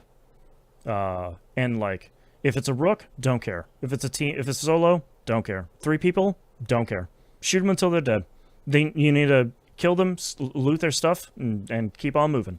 Like none of it has been. Go ahead. Friend of the show, Rob, picked this up, and I was like, "That's great, dude." But like, I probably won't be joining you on this one because I just can't handle like PvP centric stuff right now. Like, sure. Period. I don't have the mental bandwidth for it. Mm-hmm. And he was like, "Yeah, I know, but I can't help but get sweaty in first person shooters." And I was like, "Oh, more power to you, bro." And I think for me, a lot of times, the PvP is the easier side of it. A lot of the PvE is incredibly difficult. Not impossibly so, but like that stuff is a real challenge in the game in a way that a lot of PvE stuff isn't. And so far, I haven't really run into anyone that is mean in the game. I've had a match or two where people are being kind of snarky or frustrated because we're losing. Also, be a lot easier to win if some random people would stop sprinting through the map and starting fights with literally everybody they see. Stealth is really your friend in this game. But like, I was expecting to go in and be frustrated about the PvP stuff, but a lot of times I get into a PvP fight and they just get the jump on us, or they find a better line, or they knew a better spot in the map than we did, or we made too much noise and like we fought a whole crew of UESC and someone was waiting on the second floor for us to be done, and as we're licking our wounds they just wipe us out. It's like, okay, I can't be mad about that. You just played a better match. Like you did the thing. You waited for the AI to soften us up. You came in for the clean. You cleaned up all of the loot the AI left and all of our loot. You did it. I can't be mad about that. You played a better game. And that's how like 99% of my matches have gone so far, is sort of like, yeah, I went into that too loud, or they just had better positioning, or they came in and they caught me not paying attention, or something else. It's like, okay, you just played a better match. I can't be mad about that. So we'll see. This is kind of my primary game here that I'm playing. So I'm excited to see how it unfolds over the next couple of weeks and couple of months as we get really far into Season 1. We get the additional maps. We get some additional stuff. There's some lore stuff that's opening up in the game that I'm not gonna dive into. But like, so far a lot of this stuff is really great. Having a lot of fun playing it solo, having a lot of fun playing it as a rook, having a lot of fun playing it trios. Pharaoh Reigns and Jinx and I have been playing a lot together in trios, and that has been a lot of fun. So I wholeheartedly recommend Marathon at this point. I think it's really great. My only hope is that every once in a while they can do some free weekends or something, is I think hopefully the sentiment about Marathon continues to get better over time, because I think more and more people are picking it up and playing it and being like, oh, I just had to play like more than 2 matches, and the further I get into it, the more it's clicking and the more I'm kind of getting it, especially people like me that are not extraction shooter pros. So like, it would be nice if every once in a while it's like, okay, you can play Marathon for free this weekend. Come in, spend a couple of hours, maybe play with some of your friends that have been playing Marathon for a couple of weeks, couple of months, and have them get you into it. And I hope they can do that at some point, to just say like, yeah, you missed the server slam, you missed the launch, you don't want to spend $40 quite yet. Try it out a little bit. So fingers crossed. All right, that's all I've been playing this week. Let's take a break. Yep.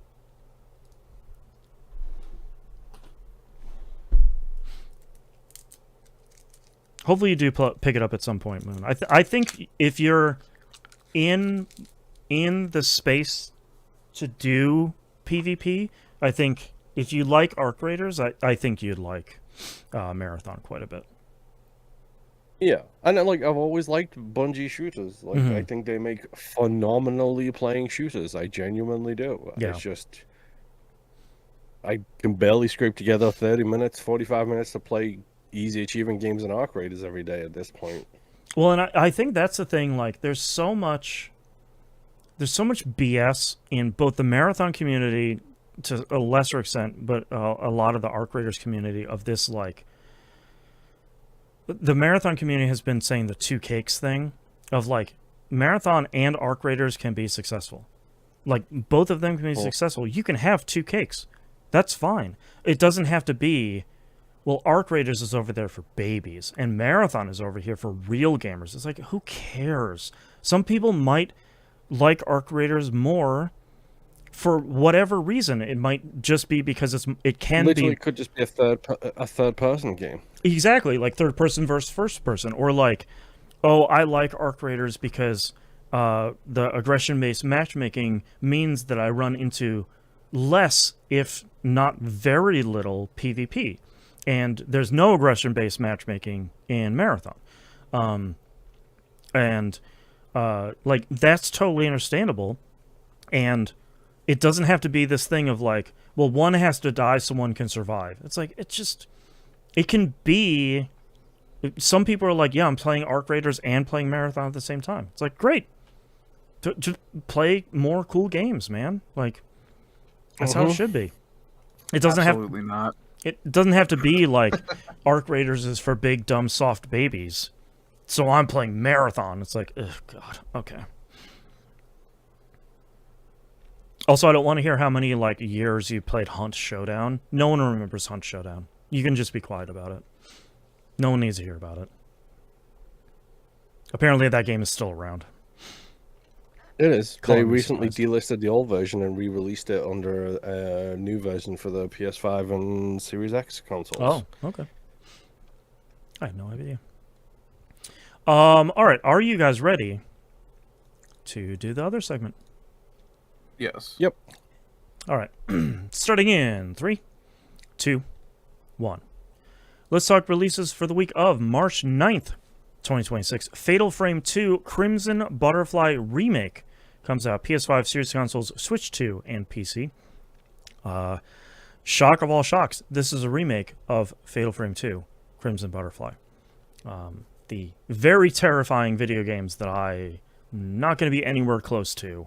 Especially, I hate the idea of like seeing. I'm just saying the Game Club has an October month. I'm just saying.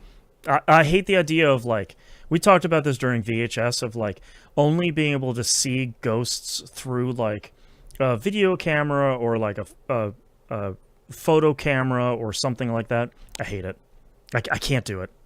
Too spooky. You just have to think about it as your Pokemon capture game. Of That's right. Okay, I'm collecting ghosts now. Yeah. Yeah, it's instead of Pokemon Snap, it's Pokemon Crap Your Pants. That's right. You got it. There you go. Brand new series. Next game up here, Greedfall 2: The Dying World comes out of early access on PS5, Series consoles, and PC. People seem to really. This is another Spiders. Are you excited? This is another Spiders game. I am excited for it. Yes. Well, here's the weird thing. People really loved that first Greedfall game. They've decided to take Greedfall 2 in a significantly different venture here. Which is why I'm also still kind of excited. Yeah. They basically kind of are paying homage to, like, the battle system of, like, KOTOR and Dragon Age Origins. And people seem to kind of dislike that out of hand. There's also this like, I'm finding It was also an action game previously, right? yeah. Yeah, more along the lines of like Mass Effect, kind of. Yeah. Yeah. I'm also finding this like really strange and sad contingent of gamers. They're like, an RPG should never be in early access. That means this game is garbage. And it's like, you need to Go away. You need to find something Look other at to all do this than big video screen. games. Go away.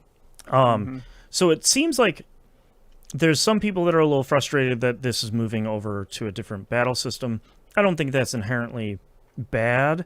It seemed like it was a little bit of a rough time in early access. It seemed like it was genuinely in early access, not just like it's a demo, wink, sort of thing. So it seems like there's a little bit of baggage from early access for this game. But so far it seems like it's kind of coming out smoothly in 1.0. But this is definitely seems like one of those that I'm kind of curious to see what the reviews are going to turn out to be for this one. So there's also a bunch of people complaining because this is also a prequel by like either a couple of months or a year to the first game or what something does it say? like that. Story starts 3 years before the events of the first game. So there you go. Yeah. I don't know. Whatever. It looks cool. People are going to complain. I like spiders coming out with more games. They make a bunch of weird stuff. And the first one was fun. Kind of janky, but fun. Yeah. Kind of the same thing with Technomancer. Kind of janky, exactly. little fun. Yeah. A great B game, one might say. Yeah. Speaking of B games from B movies, John Carpenter's Toxic Commando comes out on PS5 series consoles and PC. This is a 1 to 4 player. It kind of looks like a fighting a horde of zombies type of game. It doesn't really look like a kind of Left 4 Dead sort of thing. It looks more like a fighting a horde sort of thing. It kind of looks... It was literally defined by the word horde in Left 4 Dead. Yeah, exactly. Like, saying. It looks kind of cool. I don't think I would have guessed that this is what a Toxic Commando game would be, but I don't know, man. It looks kind of neat. I would highly recommend looking at a trailer for this, because pulling up this trailer, I was like, oh boy, here we go. What is this going to be? And watch it went, oh, okay, sure. That's not quite what I expected, but all right. That could be neat. So, check that out. Next up here, Monster Hunter Stories 3 Twisted Reflection comes out on PS5 series consoles, Switch 2, and PC. Even seen this kind of spin-off series. This is the turn-based, command-based JRPG Monster Hunter game. I like the beginning of this breakdown for the game says, Twin Rathalos born in a twist of fate. It's like, yeah, Monster Hunter. Yeah, that's the good stuff. So if you're like me and you don't want to open the Pandora's box of a incredibly cool but incredibly concerningly complimentary grinding experience from the mainline Monster Hunter games, but you think the monsters look cool, you can be friends with them in Monster Hunter Stories 3. Monster Hunter Stories 1 and 2 just got added to PS Plus as well, too. So these games have seemed cool. I just haven't made time to check them out quite yet. I've been meaning to, but someday. And last but not least, WWE 2K26 comes out PS5 series console, Switch 2, and PC. I just want to read this blurb here. It's very short. The show never stops. WWE 2K26 step into CM Punk's 2K showcase, dominate with 400 plus superstars and legends, and unleash chaos with all new match types. What are those specifics? Don't worry about it, sweetheart. It's okay. We just got a bunch of big wrestlers in this one, and more of them this time, probably. Legends. Well, it looks like they have an Inferno match in there, which is widely regarded as one of the worst matches ever made. Yeah.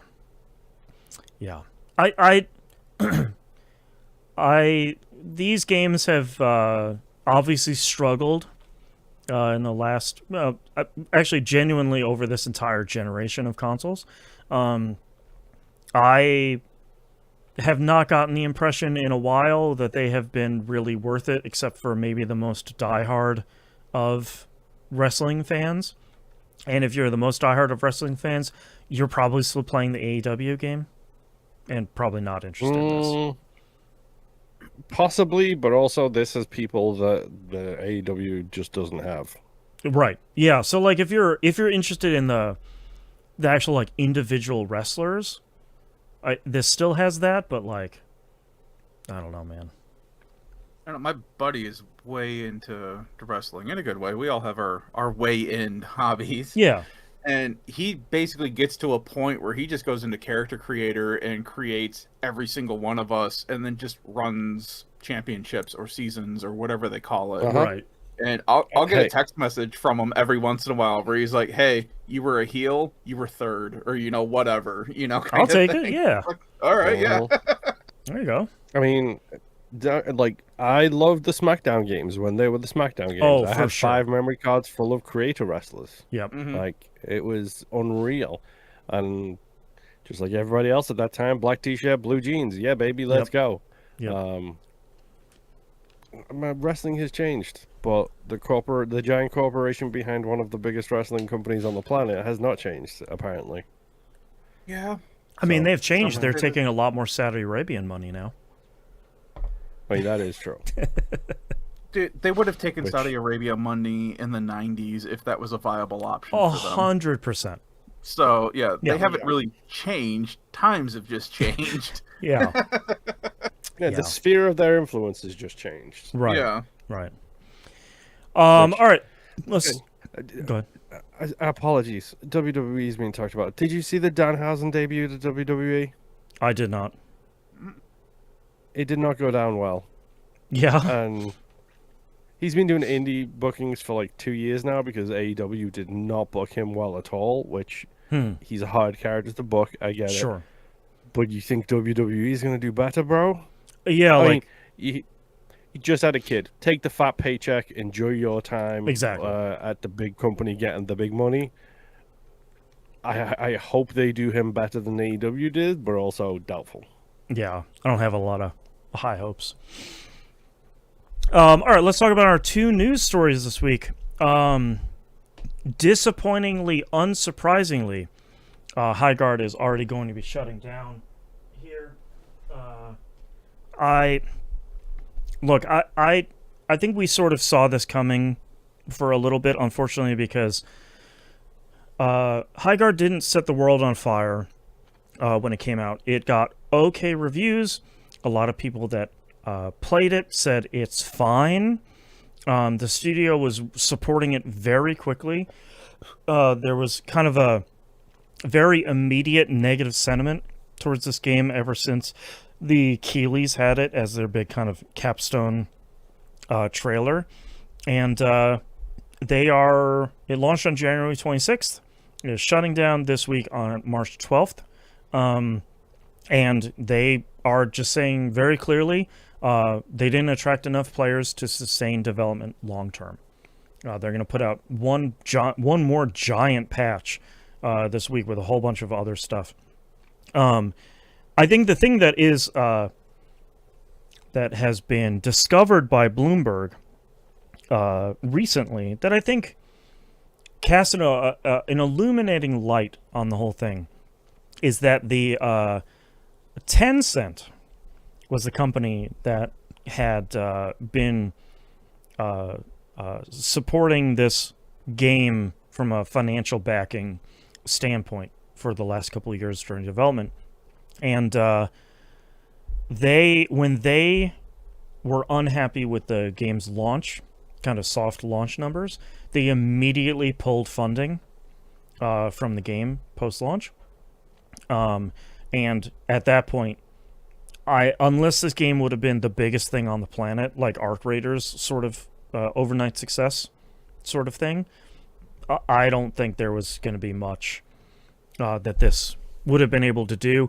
And that also is the reason why. If anyone doesn't know, Jeff Keighley is largely in the pocket of Tencent. If you see him promoting anything on social media or really heavily pushing anything at any of his quote-unquote award shows, it's going to be backed by Tencent. So that's why he was heavily pushing Highguard, which looked fine and seemed fine, but the level of pushing and supporting from him seemed sort of outsized based on the type of game it is. So that's a bummer. I think it's a real bummer that like a lot of these giant companies that are backing these live service games need it to be Marvel Rivals level of success literally overnight, or they pull funding immediately. And like there is no middle ground. There is no let the team stick with it and keep improving it over months and months, like do a big PR push over months and try and slowly build the audience and get into a healthy, sustainable place. It is either a fortnight or it is getting thrown in the trash. And that's terrible for so many reasons. And it's a genuine bummer. And I think that's why people have been obsessively looking at like concurrent player numbers and sales numbers for stuff like Arc Raiders and Marathon and stuff like that, because there is this fear of, even from a player standpoint, of this needs to be the biggest game. It needs to be the game with the highest CCUs. Yep. The launch week, otherwise it's dead in the water immediately. And yeah, because if it has a week launch, why would you pay $40, $60, $70 for a game that's going to be shut down exactly in a month? Like, not all of us have money to just drop on games for the fun of it. Right. And that's why live service is something that I'm not getting into a whole lot at all, because exactly that. Cool, I just spent $70 on this game and now I can't play it because not only did they pull the game, the company doesn't exist anymore and everyone's been laid off. Yep. So what did I just pay money for? And almost like Stop Killing Games is a movement that should happen. Yeah. Yeah. And like a lot of people, I think, are really gun shy after the failure of Concord, because Concord had huge backing from Sony. It had a secret level episode. It had a huge marketing push. It had so much money behind it and like so much marketing and like pre-release coverage support. And that made it, what, 2 weeks? Before Sony's like, yeah, we're out of here. Like, they spent 17 days, I think, was the total. Yeah, they spent hundreds of millions of dollars, not on development, but on like all of the surrounding stuff for a game that they pulled the plug on almost immediately. And it's like, so what game can launch soft at this point, even if it's not from Sony, in a way that isn't like the biggest thing on the planet and not get the studio shut down? So it sucks. It's like horrible times for the industry in yet another way, in an industry that did not need things to get worse. Yeah. So great job, Tencent. You're really killing it, and by it I mean the entire video game industry. Let's talk about our second news story here. Xbox has confirmed the next generation console, Project Helix. That is obviously a working title at the moment. It posted a short teaser video on social media this week. It was like a 7-second long teaser video that just had Project Helix in like a quick little like art thing. In a separate message, new gaming CEO Asha Sharma said she'll be meeting with developers to discuss the new console at GDC this week. Quote, "Great start to the morning with Team Xbox, where we talked about our commitment to the return of Xbox, including Project Helix, the codename for our next generation console. Project Helix will lead in performance and play your Xbox and PC games. Looking forward to chatting about this more with partners and studios at my first GDC next week." End quote. So that's literally the only information we have about Project Helix at this point. We sort of have to talk about whenever a studio is like, yeah, whenever one of the big three is like, yes, we're working on a brand new console, which obviously they are, like, constantly. But it's interesting to see. Also, exactly what we basically had been told from rumors, though. Yeah, and the thing that I think, what I was just gonna say is like, it's them confirming what I think all of us is saying, of like, yeah, this is probably the way Microsoft is gonna go, with just like a a set top box that plays Xbox stuff and PC stuff. You know, the ROG Ally X, which again does not play Xbox games. Contrary to what Microsoft says, it will play anywhere games. It will play streaming games.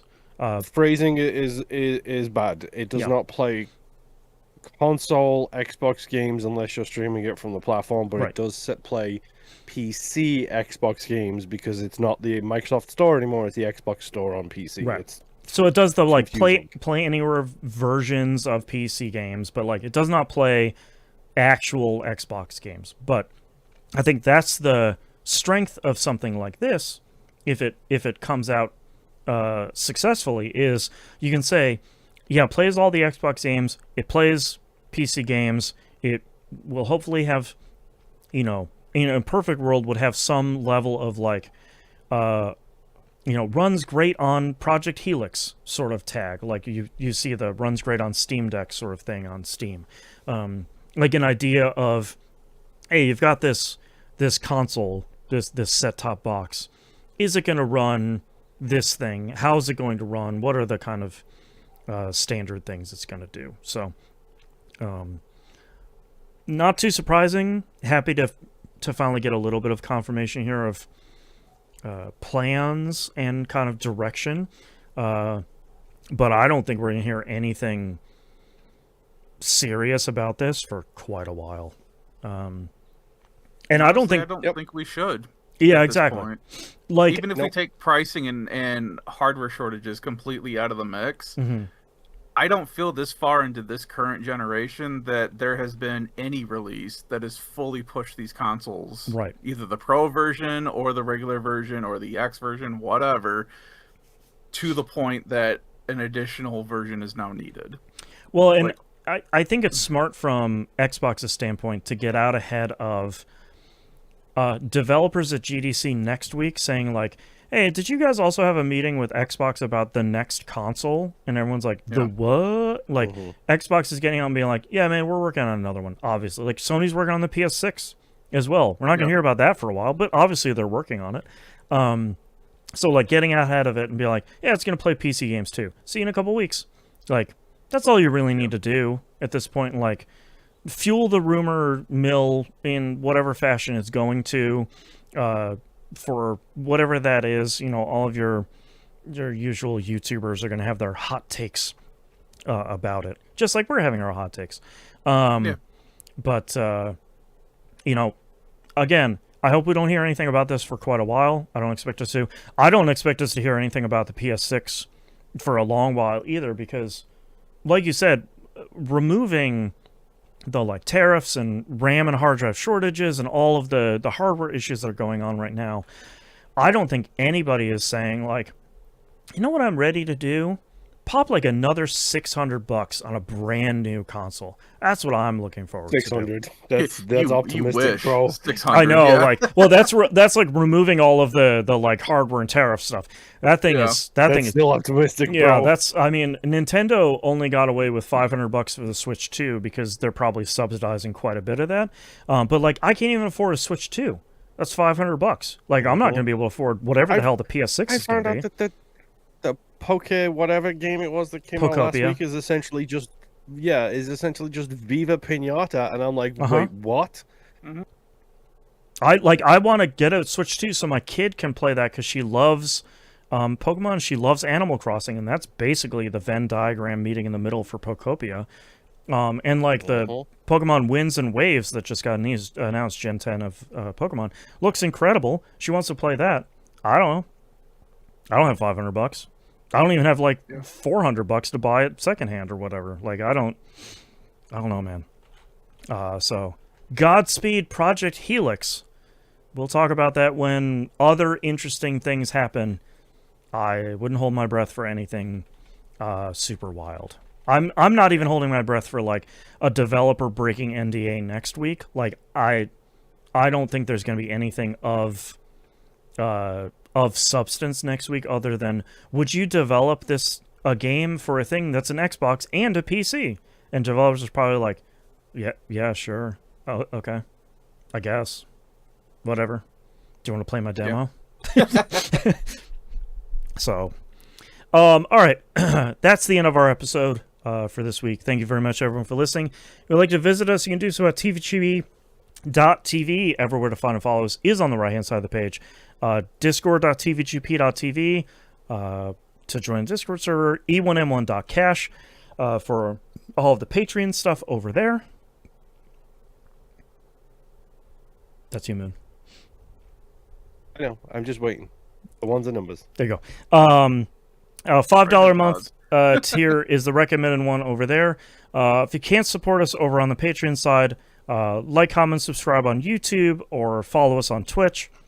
The biggest way to do that is to rate us positively. If you're going to rate us negatively, just like yell about us on Reddit or something. But rate us positively over on your... Find a tunnel, yell in it, and as loud as you can. That's right. Listen to how crazy you sound in the echo, and then shut up. That's right. And rating us positively on your podcatcher choice really, really, really does help. It helps support. It's a free and easy way to support any podcasts that you like and you want to see succeed. So thank you very much, everyone, for listening. We'll see you all next week. Bye. Boy. Bye. All right, Imp, what do you got? All right. Only got 3, and they are Muso Pinball, designed by the devil himself, and 10 meters was too close. All right, Moon, what do you have? And we swear, Pinball Manager 2025. You did say 2025 as well. You didn't say 26. You said 25. Mm-hmm. Correct, yeah, because we're still going back. Yeah, they haven't made the new one yet. I have a brand, Lizan Al Raidi and Abercrombie and Raider. Put with 2 T's, the ball. Wheel of Fate, Crash Yourself on the Rocks, Don't Shoot Emote, and That's Optimistic, bro. All right, I have Muso Pinball, Pinball Manager 2025, Pinball Maker, I Have a Brand, and Abercrombie and Raider. I feel like my personal leading to are Pinball Manager 2025 and Abercrombie and Raider. I kind of like Abercrombie a little bit better. I'm good with that if you want to do that one. Okay. Yeah. Circle that one. It's just like the dumbest TVGP title I can think of, which means it's perfect. And I am ready to go. Me too. All right. Starting in 3, 2, 1. This is That Video Game Podcast, episode 959 from March 9th, 2026. Abercrombie and Raider. Extract with the squarest jaws and the hottest buds. Banana Republic would like you to look at their loadout. All right. Thank you very much, everyone, for coming and hanging out, listening, and watching. We do greatly appreciate it. I hope you all have a great week. We'll see you all next week. Bye. Bye. Bye.